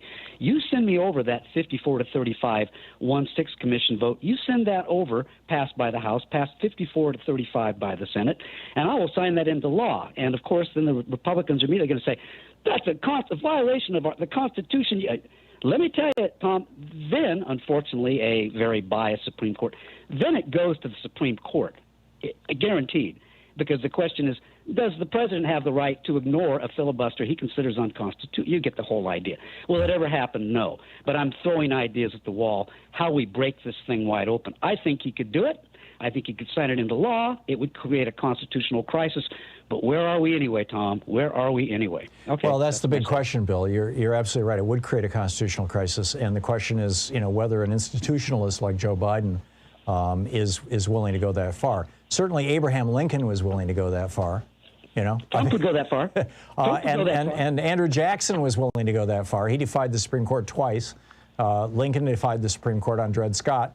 Because it would go to the Supreme Court. And I'm guessing that the Supreme Court, if they decided to pick it up, would probably rule that the Senate gets to make their own rules, and therefore that's not a real law now. And so he signed into law something that's not a law. So then you get into the question of who's going to implement that law. Tom, they're allowed to make rules that either violate or eliminate other provisions in the Constitution. You're never going to sell me that, ever. And anybody that tries to sell me that, I do have some Well, what's the provision of the Constitution that the filibuster violates? What's the what? Are you talking about where the Constitution says that the House and Senate shall operate based on a majority of members? No. I'm saying they've got that was so grossly misinterpreted that they shall be allowed to make their own rules. Right. I'm saying the instant a rule violates the Constitution, we have to take the position that we don't give you the authority to violate the Constitution under any circumstance. No, you can't pass a law that creates a special rule, especially when the Constitution clearly expresses intent when it gives the VP the right to cast a tie-breaking vote. That's intent. It's clear as a bell. That's a simple majority, and the filibuster eliminates that right. It takes a right away from the vice president. So now they have eliminated a constitutional provision based on their rules. Tom, if we let them go I'd be at the Supreme Court myself standing up saying, what if they pass a rule saying no Democrats can ever speak on the Senate floor? What if they pass that rule, Tom? Is that constitutional? See where it goes? You see where No, this goes? I get it, Bill. I get it. And I think you rattle. Yeah, and I think you're making a strong argument. It's an argument though that has been challenged repeatedly for well over 150 years. Not in the Supreme Court. Well, yeah, okay. So, but even then, I mean, that's going to take a year or more. You have to build the case. By that time, you've got democracy collapsed. Well, in the meantime, no laws are getting, no meaningful laws are getting. I posted a thing that said, Manchin and Sinema, you have to understand the Democratic Party could be doing great things, but for you. That's the bottom line. Yeah, I'm with you. Bill, thank you. Thank you very much for the call. Good to hear from you. Thoughtful stuff, in fact. It is 45 minutes past the hour. We'll be back with more of your calls in just a moment. It's the Thom Hartmann Program, helping you win the water cooler wars now that we're back to having water coolers again. We actually have one here. Well, it doesn't cool, but we have water. You're listening to Thom Hartmann. Visit ThomHartmann.com for audio and video archives. We have a water jug here, helping you win the water jug wars.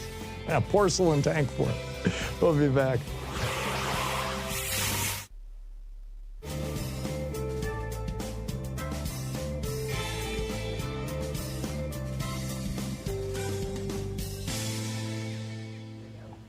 And welcome back. Sandra in Omaha, Nebraska. Hey, Sandra, thanks for watching us on YouTube. What's up?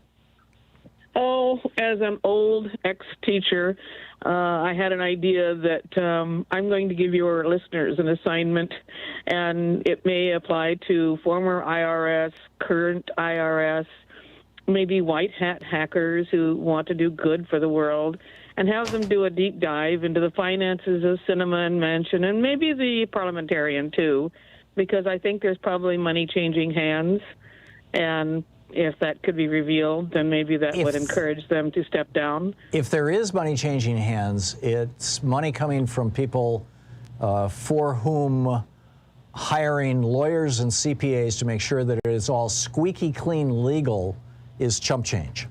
And yeah, I know. So, you know, like I said, I am just in the last couple of days, I have come to the conclusion, and particularly, I mean, what cemented it last night was watching Kyrsten Sinema with John Cornyn, that these two people are bought off. They're just bought off. And I understand that there's a few other Democratic senators who are also unwilling to vote to end the filibuster, or at least inclined to go along with Manchin and Sinema. I don't know about those cases, but with these two senators, yeah, it would be good though. I probably need to spend a little more time over at SourceWatch doing a deep dive. Yeah. That information is available, sourcewatch.org. So. Yeah. I'm with you. Just wishing for things that probably won't ever happen, but you know they're doing it for Trump now. So let's hope that they carry that position on down and just investigate. There you go, Sandra. Thank you. Spot on. All right. Appreciate the call, Mike in Simi Valley, California. Hey, Mike, what's on your mind today? Hey, Tom, I've got my notes down here and I'm ready to rant. Okay. I mean, how bad, weak, and stupid is the GOP? I mean, you know, and Trump's base. Besides being racist, I mean, I want to just stop the confusion, you know, because it's almost it's kind of like the invasion of the body snatchers. What did I have here? I had Jim Jones is part of it. I mean, it's getting to the point where we need somebody, we need a voice to be able to explain. You said, excuse me, Mike. You said aside from racism. That's the problem. Racism is you know, this is what the Republican Party is selling right now. That was my rant at the opening of the show. And you cannot discount the power of that. That is tribalism. That is you know, racism is probably one of the most powerful forces out there. And the Republican Party has harnessed it. And they are using it as a political weapon. And the Democrats are trying to push back, saying we're trying to eliminate racism. And the Republicans are like, oh, no, we're going to fully embrace this stuff. And it's just like, they're playing with fire. They're playing with dynamite. But, you know, American politics has been doing that with race for 240 years. Well, it seems today with democracy, socialism, and communism, to the base and to a lot of people, they don't know the difference. No. And so what I'm saying is that we need somebody, you, for instance, or somebody to be able to explain exactly what the heck is going on here. Yeah. Well, these people, the base are not politically sophisticated. I get what you're saying. Mike, thank you for the call. And I share your outrage. We'll be back. It's coming up on 10 minutes before the hour. Stick around. Back in 1 minute.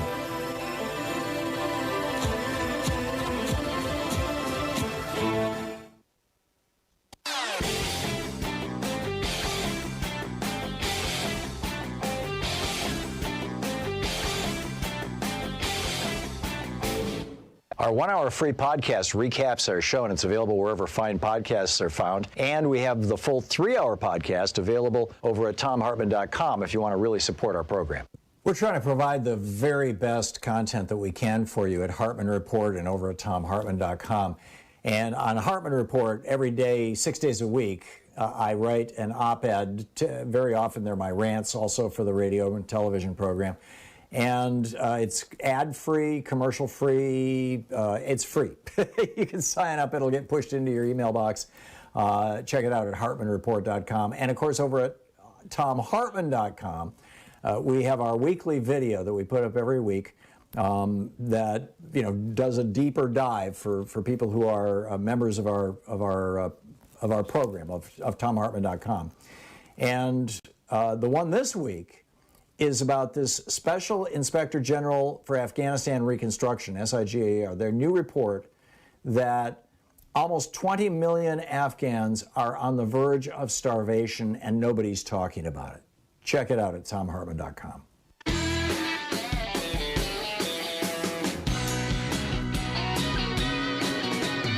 Welcome back. 45 minutes past the hour. Thom Hartmann here with you. Paul in Benton, Pennsylvania. Hey, Paul, what's on your mind? Hey, how you doing, Tom?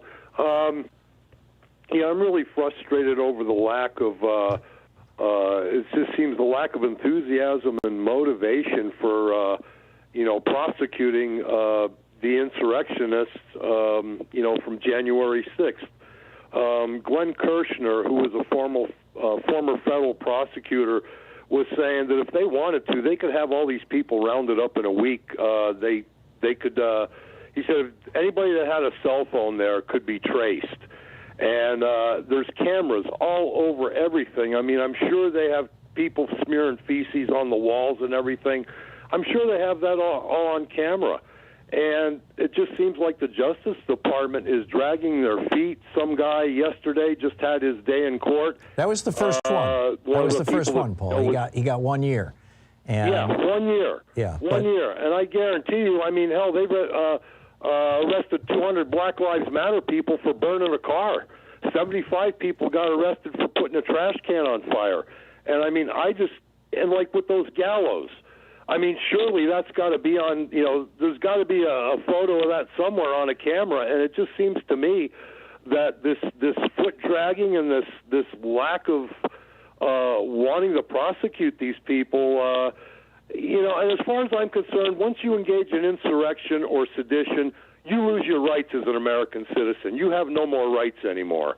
And it just seems to me that this lack of motivation or whatever, I'm looking for the right word to process. I'm just not seeing it. And I have, I'll tell you, I have no confidence in Merrick Garland. I think they just gave him that job because they didn't stand up for him when they wouldn't let him on the Supreme Court, when they wouldn't give him a hearing. I think that's the only reason they gave him that job. Well, and let's not forget that Merrick Garland, President Obama wanted a candidate for the Supreme Court that Republicans would vote for, and so he went to Orrin Hatch, the Republican from Utah, former senator, and asked him who would be an acceptable candidate for the Supreme Court to the Republicans. And Orrin Hatch said, Merrick Garland, this is your guy. And, of course, it didn't work out anyway because Mitch McConnell was dedicated to destroying Obama. But that's kind of an aside. I am not convinced that Merrick Garland is operating along partisan lines. I'm wary. That's all. But I think the larger issue that you raised, Paul. Yesterday we got the first conviction, the first guy going to jail, and this guy pled guilty, and he got 1 year. From what I read in the paper. This guy was just, some low-level dweeb who showed up. I think they're saving their fire for the people who really organized this. And I think that they're building strong and solid cases. At least I hope so. All the indications seem to indicate that is the case. I share your, let's say, somewhere between outrage and curiosity about where the hell is the video. I have seen news stories that I have not been able to substantiate one way or the other. In fact, I asked Congressman Pocan about it on Wednesday. These stories that the video inside the Capitol building from the day before January 5th or the 3 days before January 6th, from the 3rd, 4th, and 5th, where apparently, several of these right-wing members of the House were giving tours, to insurrectionists. That video has now vanished, is my understanding. That it's only kept for 30 days and 30 days out from, but it vanished apparently during the Trump administration. I don't know if that's the case though. It may well be that they've got it and they're going to use it against these people and they're going to drop the hammer on them. I mean, it takes a while to build a case. That's why the prosecutors are pulling this grand jury on Donald Trump. But going after him for insurrection, I'm not seeing any, as far as I can tell, any consequential investigation of the January 5th meeting in the Trump Hotel that looks like it was a war council that happened the night before the insurrection. Yeah, it's definitely premeditation. Yeah, and then you got, you know, the pipe bomber at the DNC and RNC headquarters. I mean, Yeah. there is, and like you said, who built the gallows? Who brought the gallows? Yeah, right? exactly. I mean, and you take a look at that thing. I mean, those are 4x4s, right? I mean, this isn't somebody slapped together some 2x4s with some 10-penny nails. This was, I mean, these things they got countersunk bolts in this. Somebody put a lot of work and a lot of thought into building a real gallows that could actually effectively be used to hang people. And then it was a functioning gallows. Yes, and then they're marching through the Capitol, chanting. I mean, hundreds of them chanting, "Hang Mike Pence," looking for Mike Pence. And meanwhile, you've got a woman saying, you know, where she's going to put a bullet in Nancy Pelosi's forehead, and they're running around going, "Nancy, where are you?" I mean, this is insane. This is absolute screaming, flaming insanity. And then these Republican members of Congress go on Fox News and other right-wing media and go, "Oh, it was just like another tourist day. Everything was fine. Nothing to see here. Don't worry. It's all good." Paul, you know, there has to be a reckoning. There has to be a reckoning. Paul, thank you for the call. I'm sorry to cut you off, but we're out of time here. I share your outrage. I don't know how to say it beyond that. And we all, I think, need to be expressing that in every way we can to our elected officials, particularly our federal elected officials. You're listening to Thom Hartmann. Support the Thom Hartmann Program. They are HelloFresh, the #1 meal kit delivery service. More information at HelloFresh.com, code TOM. CB Distillery for sleeping and pain relief. More info at cbdistillery.com, code TOM. Annie's Kit Clubs, creativity delivered right to your door. More info is available at annieskitclubs.com/Tom. EasyFlow, personal air filtration system. Fresh air anywhere. More info at easyflowusa.com, code TOM. Masterclass with world-class instructors. More info at masterclass.com/Hartman. And Dinovite, only the best all-natural pet supplements. More info at dinovite.com.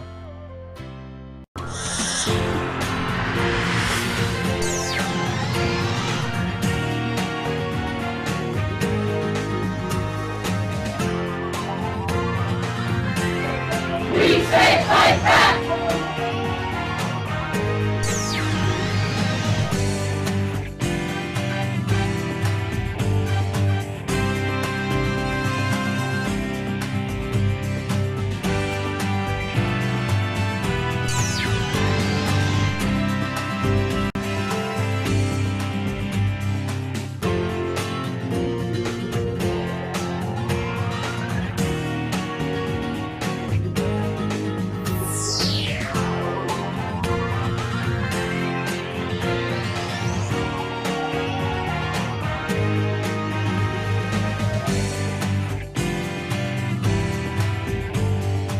Free Speech TV needs you.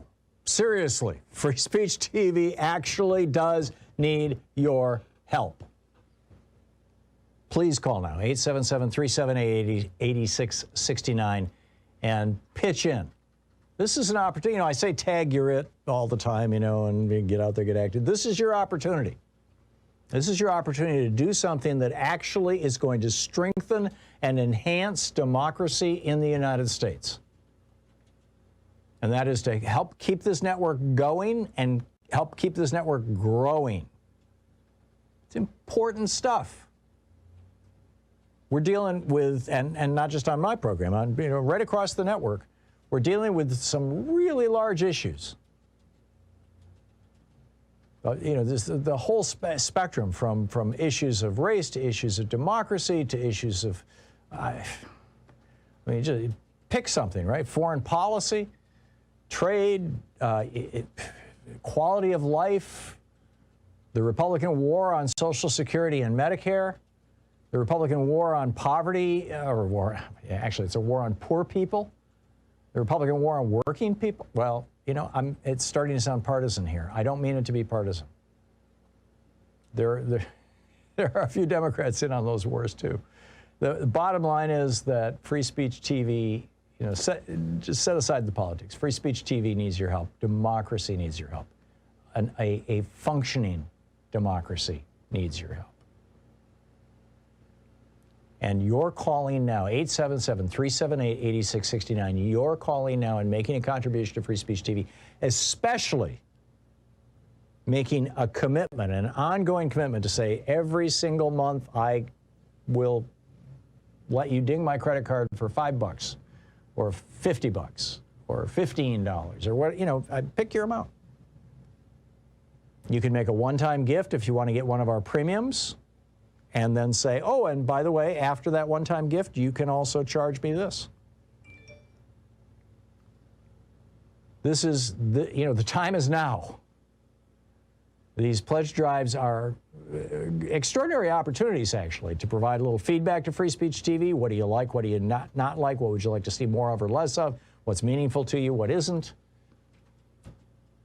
Which programs, you know, whatever. I mean, this is your chance to talk back to Free Speech TV and to help support this television network. And this week, with a tip of the hat to frontline funder Mary in Kentucky, and thank you, Mary, we have an additional $5,000 that will match your contributions if we hit our goal for the week. So please call now, 877-378-8669, and pitch in to help out. We have a whole bunch of premiums here that for, you know, your contribution to Free Speech TV with a $20 gift. These are the one-time gifts.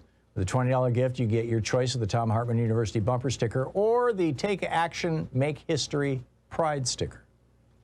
With a $50 gift, you get your choice of one of two great designs on the Free Speech TV Real Change Comes from the Grassroots tote bag, designed to go with any outfit. With the $75 gift, you get the Thom Hartmann Program, the official Thom Hartmann Program mug. It's a collector's item. With a $100 gift, you get your choice of either two Free Speech TV face masks or the Wilmington on Fire DVD. This is an extraordinary documentary about the 1898 attack. We've been talking, I was talking on my program yesterday, in fact, about, you know, race massacres across the United States. Here's another one, 1898, attack on African Americans in North Carolina. It's a remarkable documentary. With a $120 gift, you have your choice. You can either have an autographed copy of my book, The Hidden History of Oligarchy, my most recent book, American Oligarchy, or the Free Speech TV Justice t-shirt that was stylishly designed by Barry, who's a viewer of Free Speech TV. Thank you, Barry.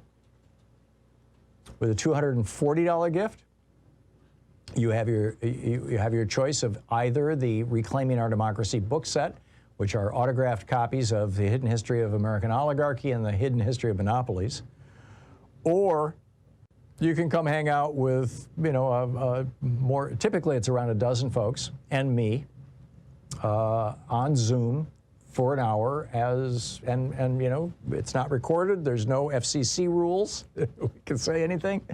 A virtual meet and greet. And with the $360 gift, there's the Thom Hartmann University Summer Box Set, which is the Thom Hartmann University bumper sticker, the Free Speech TV bumper sticker, the Take Action, Make History Pride sticker, the Free Speech TV Real Change Comes to the Grassroots tote bag with two great designs, the Wilmington on Fire DVD or the collector's item, and the collector's item Thom Hartmann mug. All of that comes with a $360 gift. And with a $1,000 gift, come here to Portland and visit us. We will probably be starting to do these this fall, you know, given how the country's going. But the bottom line is whatever you can afford to give, however you can afford to help out, Free Speech TV needs your help now. So please call right now, 877-378-8669, 877-378-8669, and become part of this movement for democracy.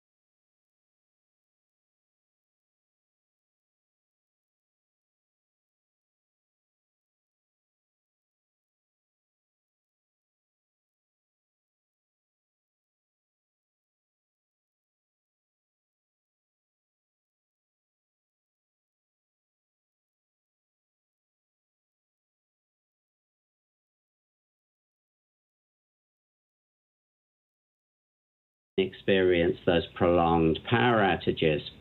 And what transpired from this, after we'd also accounted for COVID deaths as well and taken those out of the picture, was a very pronounced spike in deaths above what's expected in Texas in the week following the storm and during the power outages. So that's the week ending February the 20th. Our best estimate is that 702 people died that wouldn't have died likely if the storm and power outages hadn't have happened. There's some uncertainty around that because this is a statistical method, but even the lower end of our range, which was 426, is almost 3 times the state's official count. And that we think is pretty important. Like, if we're going to prevent stuff like this happening before and harden Texas's infrastructure, particularly in energy, so that this doesn't happen, you need to know the full toll, which is what we were trying to do with our reporting here. Yeah, I totally get that. You open the article with the story of a woman whose husband died during the power outage down there in Texas. And he had a few medical conditions, but she's convinced he died of hypothermia, or he died of the medical conditions being triggered by his not being able to stay warm. I think it was a heart attack, as I recall. And yet his death was not recorded as having anything to do with the storm. It had, just, oh yeah, this guy had coronary artery disease. So, was there any politics involved in that? I mean, there is some considerable evidence that in Florida, for example, Ron DeSantis was rigging COVID numbers back in the last, April, May, June, July of last year, and perhaps through the, maybe he still is, I don't know. I mean, he had one of his state statisticians call him out on it. He fired her. Then he, sent the police in to raid her house and take her computer. And I don't think we've seen any resolution to that. Is this an example of the same kind of thing happening in Texas, where a Republican administration is basically trying to provide cover, in this case, not for, a president who let a virus go nuts, but for a state power system, that is privately owned and that, frankly, also owns many of the politicians in the state? Well, those are complicated questions. I won't get into it here, but the Florida situation is probably more complicated than that as well. Mm-hmm. But in Texas, I don't think that's exactly what's going on. I think what we've got here is the Department of State Health Services is trying to do this count, but they're doing it by the traditional means of doing that, which is gathering data from individual counties for what their medical examiner, or in the case of most of the counties of Texas, don't have a medical examiner. They have a justice of the peace sign off on cause of death. Now, that's a system that is going to lead, particularly with deaths that may be triggered by cold, which could be hypothermia, but could just be an exacerbation of existing disease. But that doesn't mean they weren't killed indirectly by the storm and power outages. It's going to lead to a lot of those deaths being attributed to their underlying medical conditions. Right. And absolutely, our analysis suggests that most of these people were already medically vulnerable and that their prior conditions likely contributed to the deaths.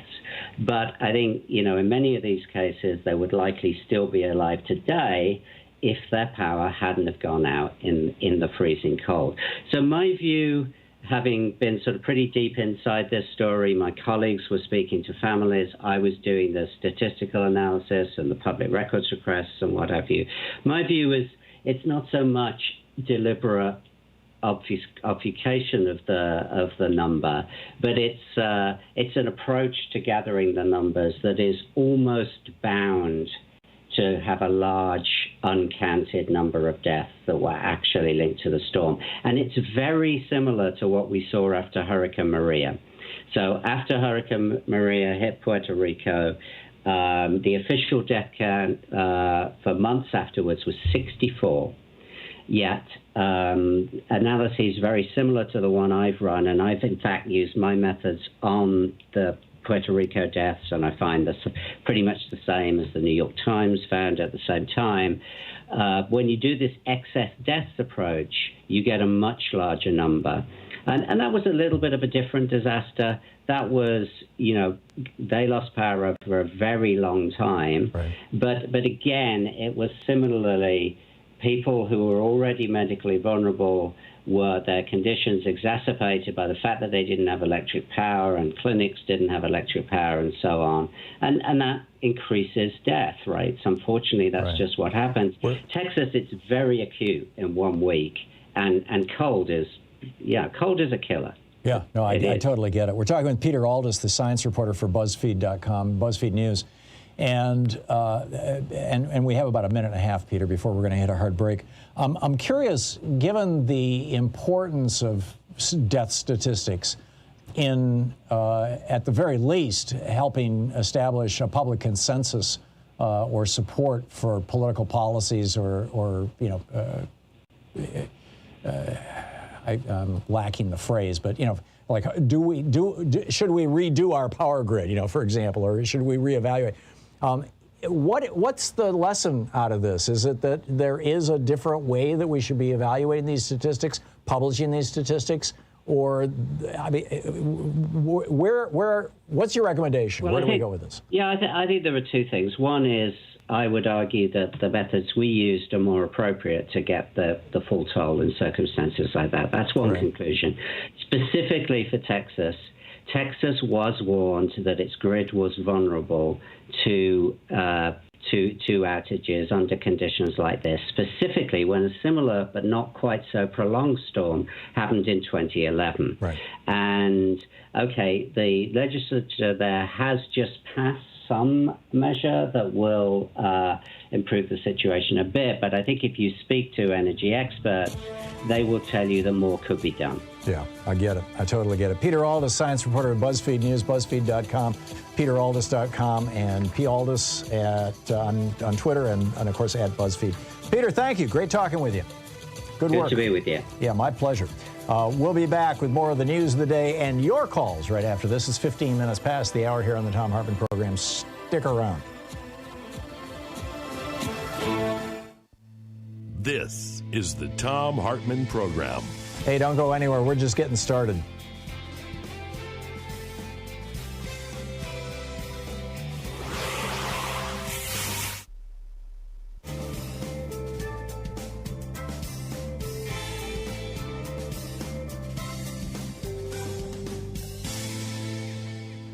And welcome back. Jane in Gadsden, Alabama. Hey, Jane, thanks for watching us on Free Speech TV. What's on your mind today? Hey, Tom. Well, a lot. But I'm starting to see, not you now, your hair's been on fire, but I'm starting to see people paying attention. But we're running out of time, and I am in a panic. And then I heard you say something earlier. The reason I grabbed my phone was what you said about Schumer needing to fire the parliamentarian. Yes. I did not know that he had this option. He does. He has the power to do that. What's he waiting for? Well, that's a damn good question, Jane. It would be viewed as a nakedly partisan act, but hey, Trent Lott did this in 2001, so it's not like it hasn't been done before. This is one of several tests, shall we say, of Schumer's leadership, in my opinion. Yes, go ahead. He's not on fire enough, in my opinion. He's not panicked enough, in my opinion. We're running out of time, and I've been saying for several months now that I think that Manchin and Sinema are on the take. They're being paid off. Yep. And I'm glad to hear you say that today. And do you think that they might have an objection as to going down in the history books as the people who put an end to our democracy? Or do you think maybe they believe the old thing about, that who was it? Barr said that the winners write the history books. What do you think? Yeah, it was Hitler paraphrased that. Somebody else said that, but yes. And Bill Barr said that too. Bill Barr, yeah. Yeah. I think there's a whole bunch of stuff here at work. I think Manchin and Sinema are probably different situations. Joe Manchin's already rich. I mean, he's really rich. Kyrsten Sinema is not. And so the willingness of a person to go down in history as the person who destroyed democracy in exchange for having 5, 10, 15 million bucks stuffed into her checking account, for a lot of people, they would do it, right? I mean, and it's looking to me like that's what's going on. I mean, I'm just guessing. I'm just speculating. I realize I'm casting aspersions, I suppose. Well, I know, but it's the only thing that makes sense. Yeah, with Manchin, up until recently, I had been assuming that this was about political survival. West Virginia went for Trump by, the neighborhood of 30 points. And, it's a very, very red state. And so I always figured Joe Manchin was walking a fine line. But Arizona's a purple state, and Kyrsten Sinema had a lot of support. And there was a time in her political career, I mean, she climbed that political ladder by being a Bernie Sanders kind of progressive. And now she has completely flipped. And so when you see people flip core philosophical stuff, the stuff that is at the core of literally who you are and why you're there, you have to ask, why would somebody make that kind of change? And typically people do it either because they want something or because they're afraid of something. And, the two great human motivators, right? Moving toward pleasure and moving away from pain. And so up until now, I've been assuming that Joe Manchin was moving away from pain. He was trying to avoid, angering the Republicans in West Virginia. Kyrsten Sinema, I think she might be moving toward money. It's the only thing that makes sense to me in her case. Me too. Jane, thank you for the call. Good talking to you. And she's also the more vulnerable one because she's not a wealthy person, or was not, a couple of years ago. We'll be right back.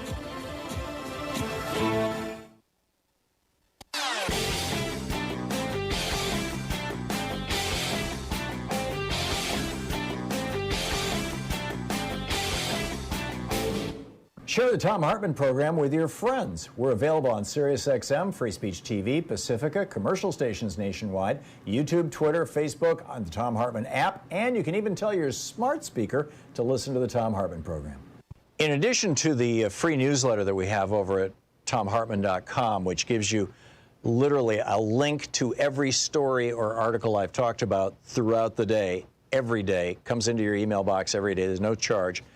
In addition to that, and my daily rants, which are free of advertising and free of charge over at HartmannReport.com, we also produce a weekly video. This week's video is about how power companies around the country, for-profit power companies 100% of the time, these power companies around the country are making it harder and harder and more expensive for people to install solar in their homes.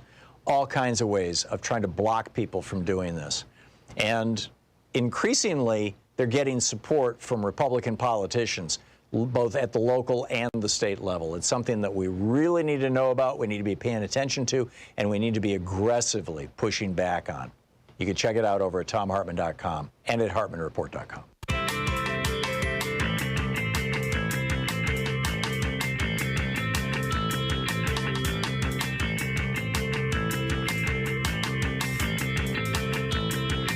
Welcome back. Thom Hartmann here with you. One other thing I wanted to share with you, and then I will pick up your phone calls and we can have a conversation about what's going on here.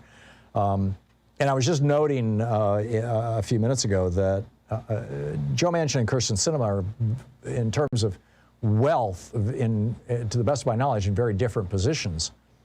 And, I think I've said that enough times today.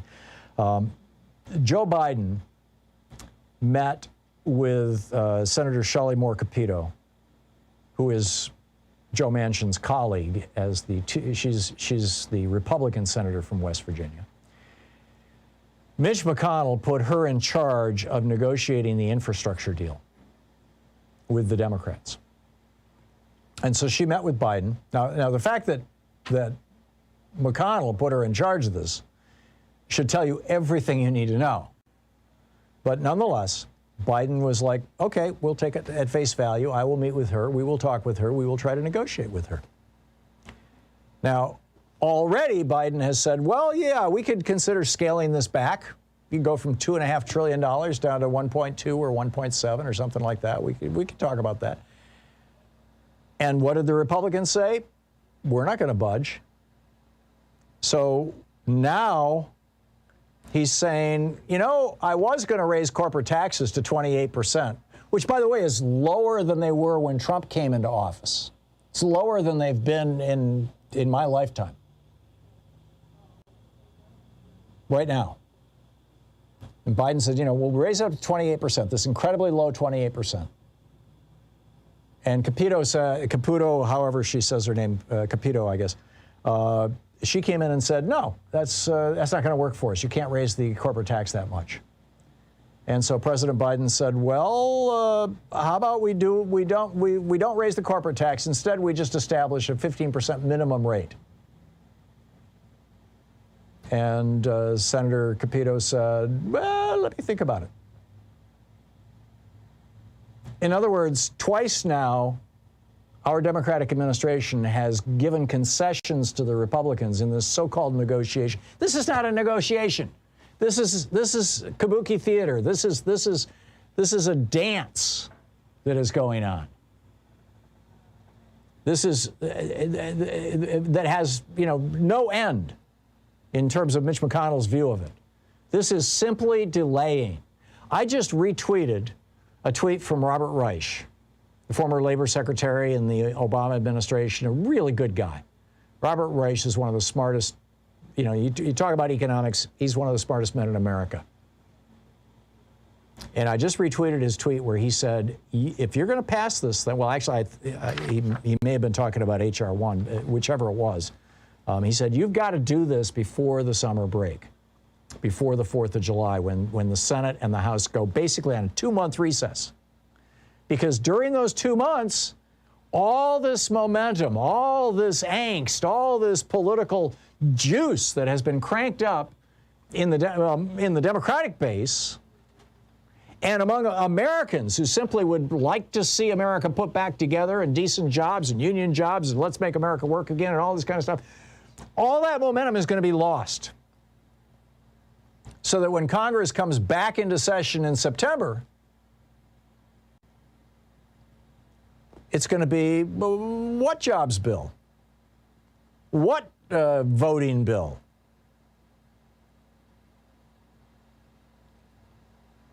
This is a potential disaster. WhiteHouse.gov has a form that you can fill out that will get you an email, a message to the White House. It might be a useful day to go to did I say org? It's whitehouse.gov. If I misspoke, I don't recall, but it's whitehouse.gov. If you go to whitehouse.gov and hit the contact, contact is, in fact, I think it's whitehouse.gov. I'm pretty sure it's whitehouse.gov/contact. And there is a form that you can fill out and simply say, stop negotiating with the Republicans and pass the damn legislation. Because the Republicans are not negotiating in good faith. This $2 trillion, what started out as a $2 trillion jobs bill, was money that was going to be spent over an 8-year period. That's like, you know, very little money every year, shall we say. Now, it was going to be front-loaded, but it's still not that much money. And the Republicans want to either, if it's going to get passed, they're going to water it down to the point that it's meaningless. And then it's like people are going to be shrugging their shoulders, going, oh, yeah, Democrats, they talk big, but... And, of course, McConnell is going to do everything he can not to pass it. This is a guy who held up a Supreme Court nomination for a year, for over 400 days, just to spite the Democrats. I started to say just to spite America's first black president, but they're doing it to Biden now, too. Stop negotiating with the Klan, right? They have no interest in real negotiation. Move forward. You're listening to the Thom Hartmann Program. Call 202-808-9925. I will get your thoughts on these and other matters right after the break. It's coming up on 28 minutes past the hour.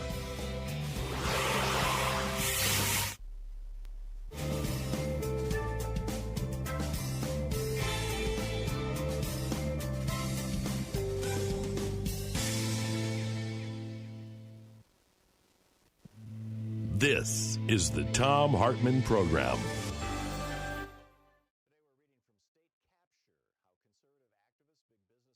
Free Speech TV needs you. Seriously, Free Speech TV actually does need your help. Please call now, 877-378-8669, and pitch in. This is an opportunity. You know, I say tag your it all the time, you know, and get out there, get active. This is your opportunity. This is your opportunity to do something that actually is going to strengthen and enhance democracy in the United States. And that is to help keep this network going and help keep this network growing. It's important stuff. We're dealing with, and not just on my program, on, you know, right across the network, we're dealing with some really large issues.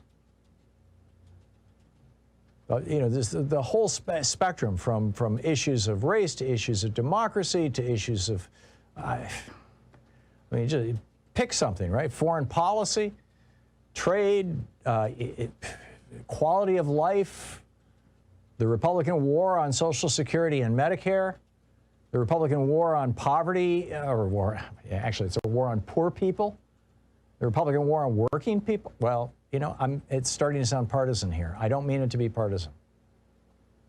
There are a few Democrats in on those wars too. The bottom line is that Free Speech TV, you know, just set aside the politics. Free Speech TV needs your help. Democracy needs your help. A functioning democracy needs your help.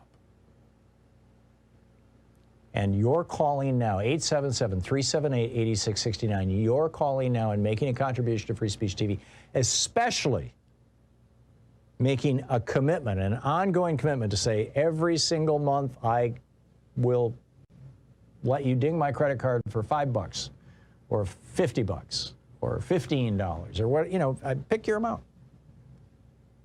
You can make a one-time gift if you want to get one of our premiums, and then say, oh, and by the way, after that one-time gift, you can also charge me this. This is, you know, the time is now. These pledge drives are extraordinary opportunities, actually, to provide a little feedback to Free Speech TV. What do you like? What do you not like? What would you like to see more of or less of? What's meaningful to you? What isn't? Which programs, you know, whatever. I mean, this is your chance to talk back to Free Speech TV and to help support this television network. And this week, with a tip of the hat to frontline funder Mary in Kentucky, and thank you, Mary, we have an additional $5,000 that will match your contributions if we hit our goal for the week. So please call now, 877-378-8669, and pitch in to help out. We have a whole bunch of premiums here that for, you know, your contribution to Free Speech TV with a $20 gift. These are the one-time gifts. With a $20 gift, you get your choice of the Thom Hartmann University bumper sticker or the Take Action, Make History Pride sticker. With a $50 gift, you get your choice of one of two great designs on the Free Speech TV Real Change Comes from the Grassroots tote bag, designed to go with any outfit. With the $75 gift, you get the Thom Hartmann Program, the official Thom Hartmann Program mug. It's a collector's item. With a $100 gift, you get your choice of either two Free Speech TV face masks or the Wilmington on Fire DVD. This is an extraordinary documentary about the 1898 attack. We've been talking, I was talking on my program yesterday, in fact, about, you know, race massacres across the United States. Here's another one, 1898, attack on African Americans in North Carolina. It's a remarkable documentary. With a $120 gift, you have your choice. You can either have an autographed copy of my book, The Hidden History of Oligarchy, my most recent book, American Oligarchy, or the Free Speech TV Justice t-shirt that was stylishly designed by Barry, who's a viewer of Free Speech TV. Thank you, Barry. With a $240 gift, you have your choice of either the Reclaiming Our Democracy book set, which are autographed copies of The Hidden History of American Oligarchy and The Hidden History of Monopolies, or You can come hang out with, more, typically it's around a dozen folks and me on Zoom for an hour and it's not recorded. There's no FCC rules. We can say anything. A virtual meet and greet. And with the $360 gift, there's the Thom Hartmann University Summer Box Set, which is the Thom Hartmann University bumper sticker, the Free Speech TV bumper sticker, the Take Action, Make History Pride sticker, the Free Speech TV Real Change comes in the Grassroots tote bag with two great designs, the Wilmington on Fire DVD or the collector's item, and the collector's item Thom Hartmann mug. All of that comes with a $360 gift. And with a $1,000 gift, come here to Portland and visit us. We will probably be starting to do these this fall, given how the country's going. But the bottom line is whatever you can afford to give, however you can afford to help out, Free Speech TV needs your help now. So please call right now, 877-378-8669, 877-378-8669, and become part of this movement for democracy.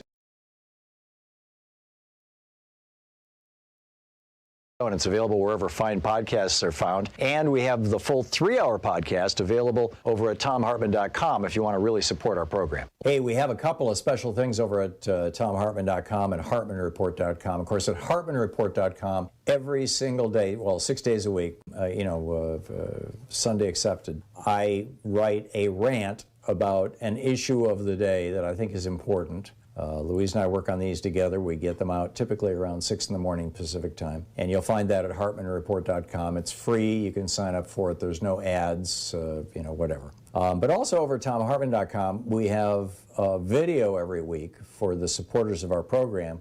And the one this week is about how Wisconsin is trying to remove, in fact, they just got permission from their Supreme Court to remove 188,000 people from the voting rolls because they haven't voted in 4 years. This highlights the importance of getting to know who is your state representative, who is your state senator, and communicating with them regularly. It's all over at hartmannreport.com and thomhartmann.com.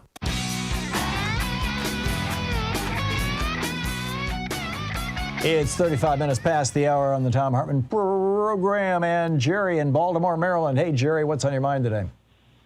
Hey, Tom, I have a couple of things. I'm also beyond panicked and beyond alarmed, as the old saying goes.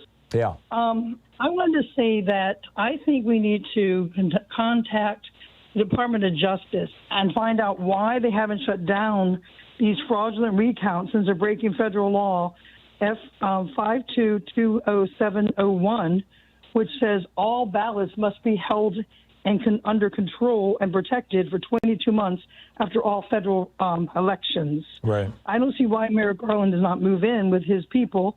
Maybe now they have a new civil rights representative, the woman that's been recently put in place. Yes. But I think time is of the essence of that. As well as I think we need to do a Save Our Democracy march around the country, make it bigger than the Women's March. We need to put the fear of God into these monsters and let them know that we are a large, large group. And I say we make it a Save Democracy Around the World march. So we go global. So we show these oligarchs that we're not going to go quietly into the night. I like your idea, Jerry. It's the sort of thing that would require a fairly large organization, ideally like indivisible.org or the Democratic Party or something, to put March together. for Lives, because I was involved with one of those. I'm thinking if we could get some of those together, and like the Women's March organization was unbelievable. March for Life put something together in less than a month that nobody had ever done before. Yeah. So I think we should do it as soon as possible, because I'm also concerned about the time limit of all these states that are making it illegal to protest. Yeah, and I think we've got to move fast before that becomes like the norm around the United States. You can't even protest. Yeah, well said. I'm also concerned about, with regard to the Justice Department, that on some of these folks and on some of these events, the statute of limitations is passing. Not specifically the 22 months you've got to hold the ballots. That one had me scratching my head when that came out. I didn't realize that there was a federal law that mandated that until maybe 3 weeks ago. We talked about it on the air, And Right. and it was like, whoa, you know, why are they not shutting this thing down? And my guess is exactly before it grows like a cancer. And the other one should all have to be from now on. If they want to do recounts, they're going to be done under the federal oversight, strict regulations. Exactly. Which means they can't cheat. Yeah. My guess is that they got to get in there and do it. I know they're afraid of being partisan, but this isn't partisan. This is democracy. Well, it'll be turned into something that appears to be partisan instantly. And I'm Right. guessing that They'll that do is that what either way. Biden is trying to avoid. I'm guessing that this is coming from the top, that this is not Merrick Garland dragging his feet, that probably the White House is saying, you know, because the White House has huge popularity ratings right now. Things are going Right. well, in quotes. Now, you know, what I see is things are going well, like, you know, remember A Fish Called Wanda, the old movie where, you know, the woman is walking Yes. down the street with her little dogs, and then, you know, the safe falls out of the second floor and squishes the Exactly. dogs. I mean, that's my sense of where we're at right now. But I am guessing, and this is just a guess. I have no sources inside the White House who are telling me this or anything like this, that they thought originally, if we send the feds in and shut down this audit, it's going to prove to the right-wingers that there's something nefarious going on here that Democrats are trying to hide. So they're hoping, I guess, that, you know, that the audit, because this recount has already been done a couple of times, right? In Arizona and Georgia, it was done three times. Yeah. That even the scam recount is going to end up saying, well, okay, it looks like Biden won. But I wouldn't rely on that. And No, I wouldn't either, because they're going to lie like they always do. Right, and these guys go after weakness. I mean, they're like sharks. You know, blood in the water. Boom, they're there. Right. And Exactly. and I agree with you, Jerry. I think that what the Biden administration is displaying in this case is weakness, and it will be exploited. Yes. Jerry, I got to move along, but I spot agree. on. All points brilliant. Thank you very much, Bill in Richmond, Virginia. Hey, Bill, what's up? Yes, sir, Tom. How are you doing this afternoon? I've got a couple things I want to comment on. Well, pick one, Bill. Okay, this thing about the Senate parliamentarian. Yeah. Just because Trent Lott did it, if you go through and read her biography and read about her, she's had more positive influence on Democratic policy than she has on Republican policy. What does that have to do with anything, Bill? She is blocking, if the news reports are correct, she is blocking the passage of essential legislation during a time of great crisis for democracy in the United States and around the world.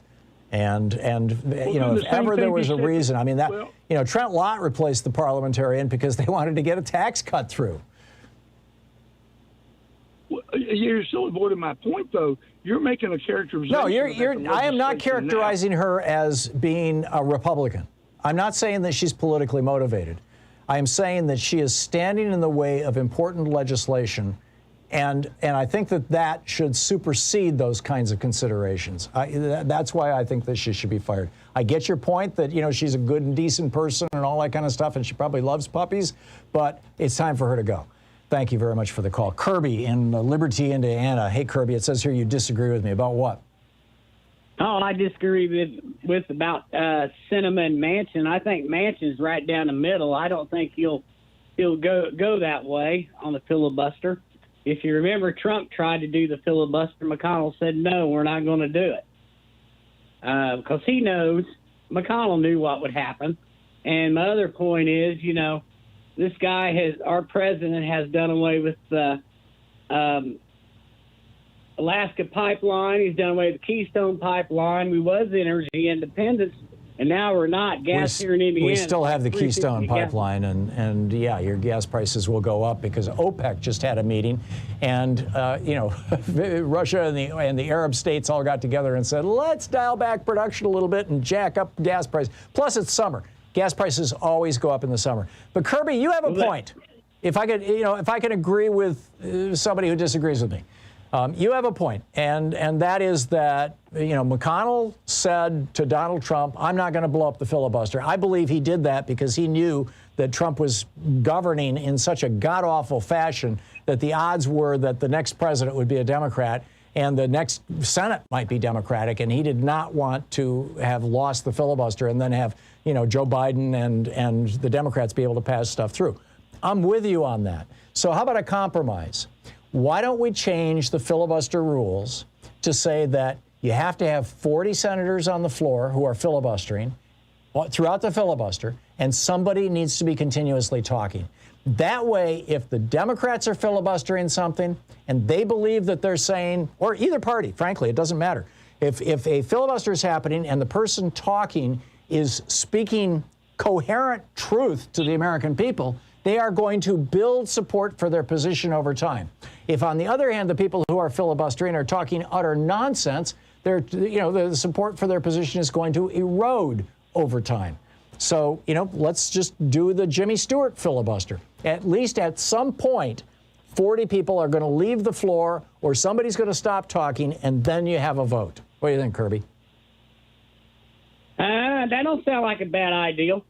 Yeah, I mean, let's just do it the way that... I can agree with you on that one. Okay, thank you, Kirby. Good to hear from you. Let's just do it the way they do in the movies, right? Mike in Chicago. Hey, Mike, what's up? Tom, based on what you've said regarding Manchin and Sinema, and everybody seems to agree with that they've been bought off, the Democrats are never going to get 50 votes. The only way they're going to be able to reverse or do away with those Republican laws in the Republican states is to have them declared unconstitutional, which means you'd have to restructure the Supreme Court, which is what you've talked about to some degree in the past.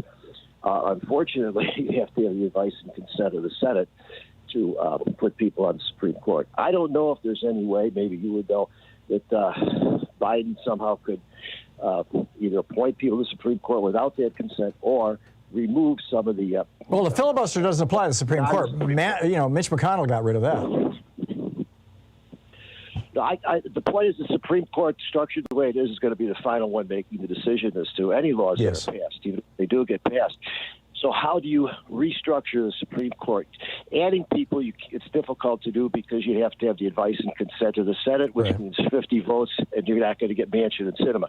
I'm not sure that's necessarily, well, actually, if that theory, I'm not sure that Joe Manchin has been bought off because he's a rich guy to start out with, although, hey, rich people are vulnerable to money, too. Is there a way to remove, because I think you mentioned before, is there a way to remove some of the people from the Supreme Court? Yes, it requires impeachment. Supreme Court justices are subject to impeachment, but you would have to build a very, very strong case against them. Mike, I got to run. I'm sorry. Thank you for the call. We'll be right back. You're listening to Thom Hartmann. Visit ThomHartmann.com for audio and video archives. There may be a strong case for impeaching both Thomas and Kavanaugh, just based on stuff they've done on the Supreme Court.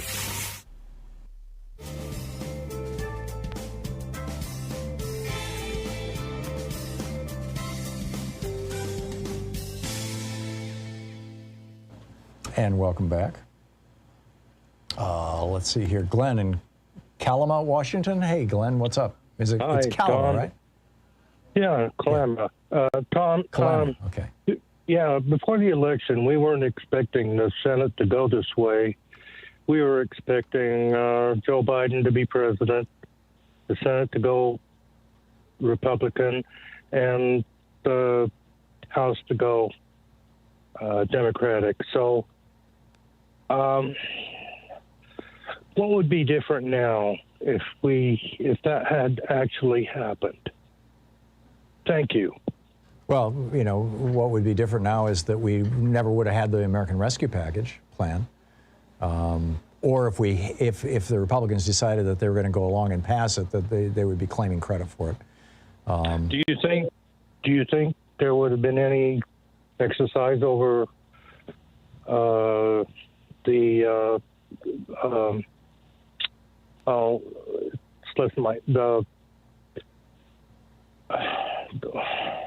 It's okay, Glenn.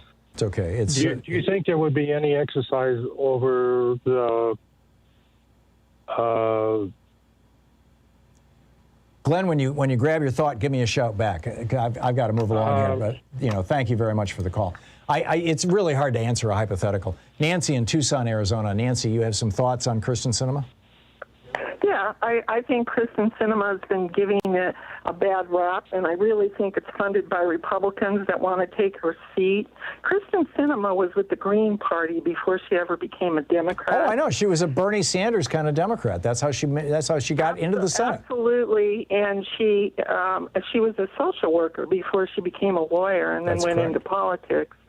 And so, because she won't flip, and I don't know what her deal is about the thing that she won't vote for, but she has done lots of work.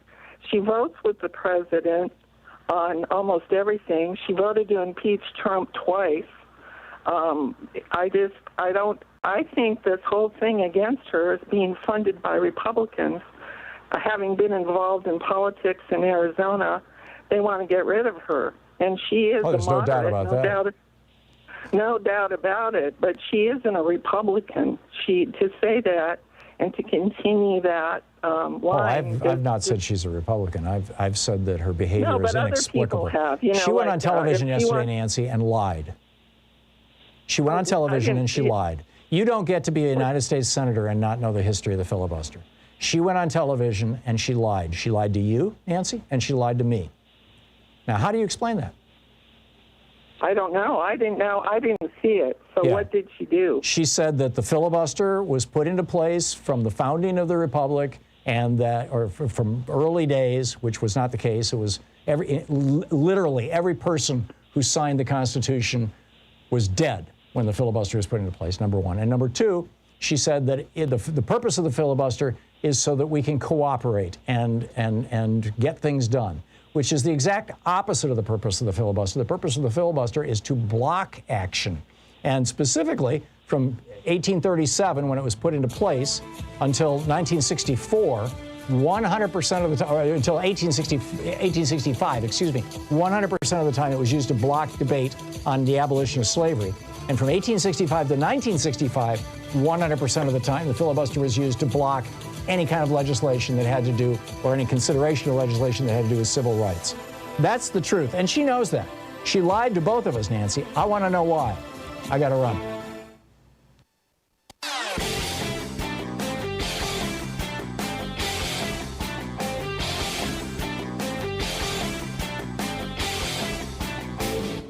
Missed my opening rant today? It's usually published over at HartmannReport.com, where you can read it and share it with your friends for free. Check it out, HartmannReport.com. Hey, we have a new video over at ThomHartmann.com. It's about this movement that has, it's being characterized in the media as being just, fringe wackadoodles, crazy people on YouTube, stuff like that, who are talking about how Democrats are torturing children to get the adrenochrome out of them, and Hillary Clinton is eating babies, and the ship in the Suez Canal, and how, the really interesting one now, how if you get the vaccine for COVID, that it will change your race. Yes, something that will make white people absolutely hysterical. The problem is, this isn't just the Flat Earth Society. These aren't the people that we used to laugh at. This isn't just a few crazies on the edge. They just had a convention in Oklahoma. A serious convention where they were calling for Democrats to be put in front of a firing squad and shot. You need to check this out. It's over at ThomHartmann.com.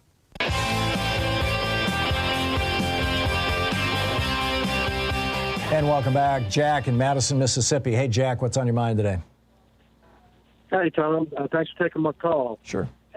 Just a different little take on some of this. It's nice to talk about all these rule workarounds and changing the filibuster and all these things, but to me, the fundamental problem issue is we have a system of government. It's set up with electoral college. It's set up with 2 senators per state regardless of population.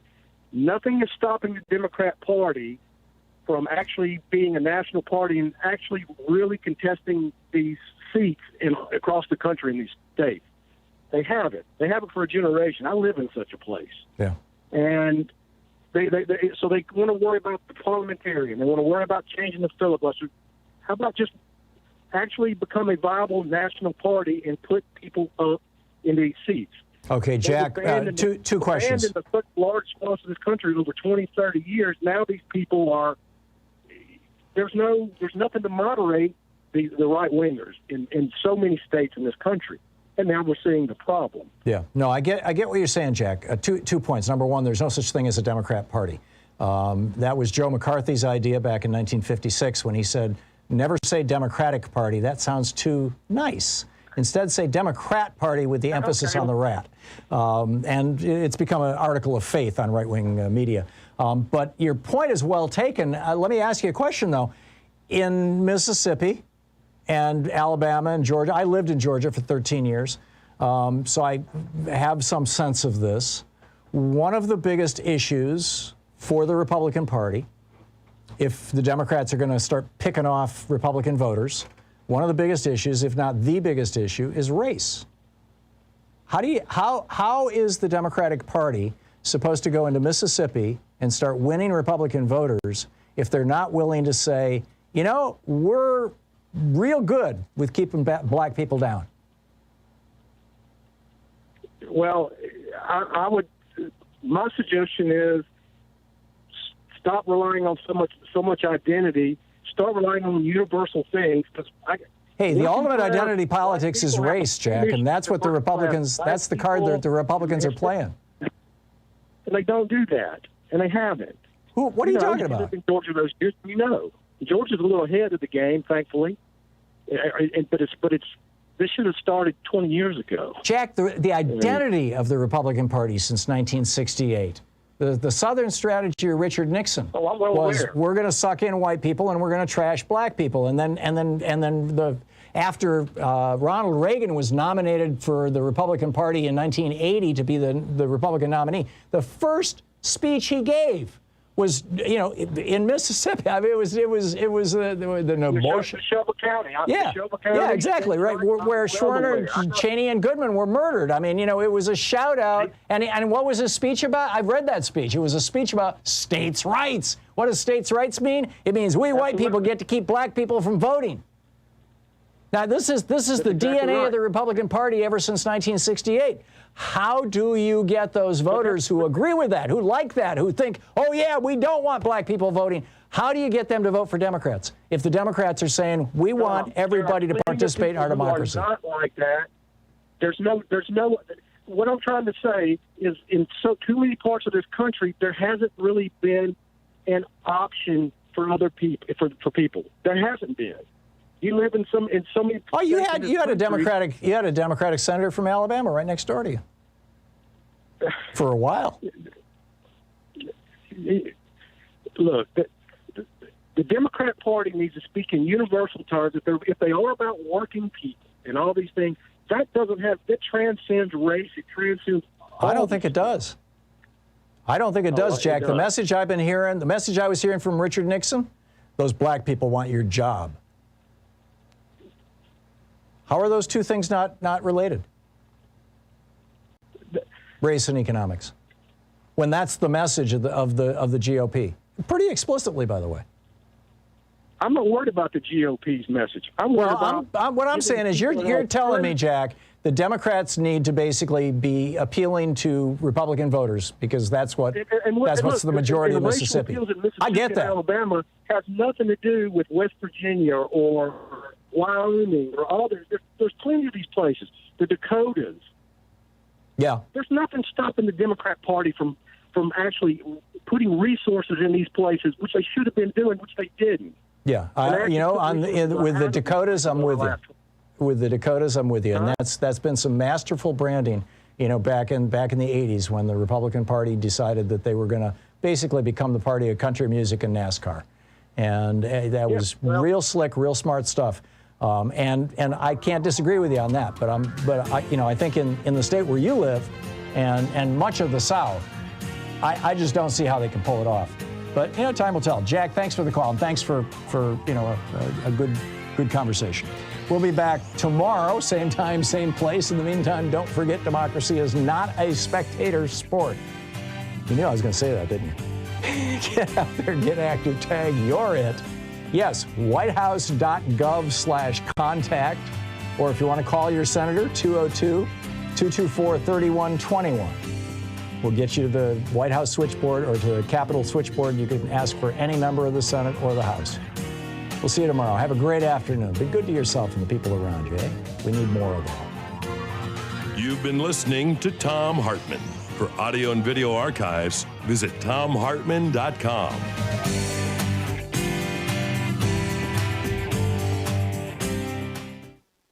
These companies support the Thom Hartmann Program. They are HelloFresh, the #1 meal kit delivery service. More information at hellofresh.com, code TOM. CB Distillery for sleeping and pain relief.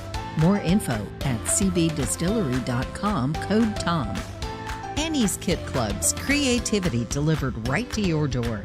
More info is available at annieskitclubs.com/Tom.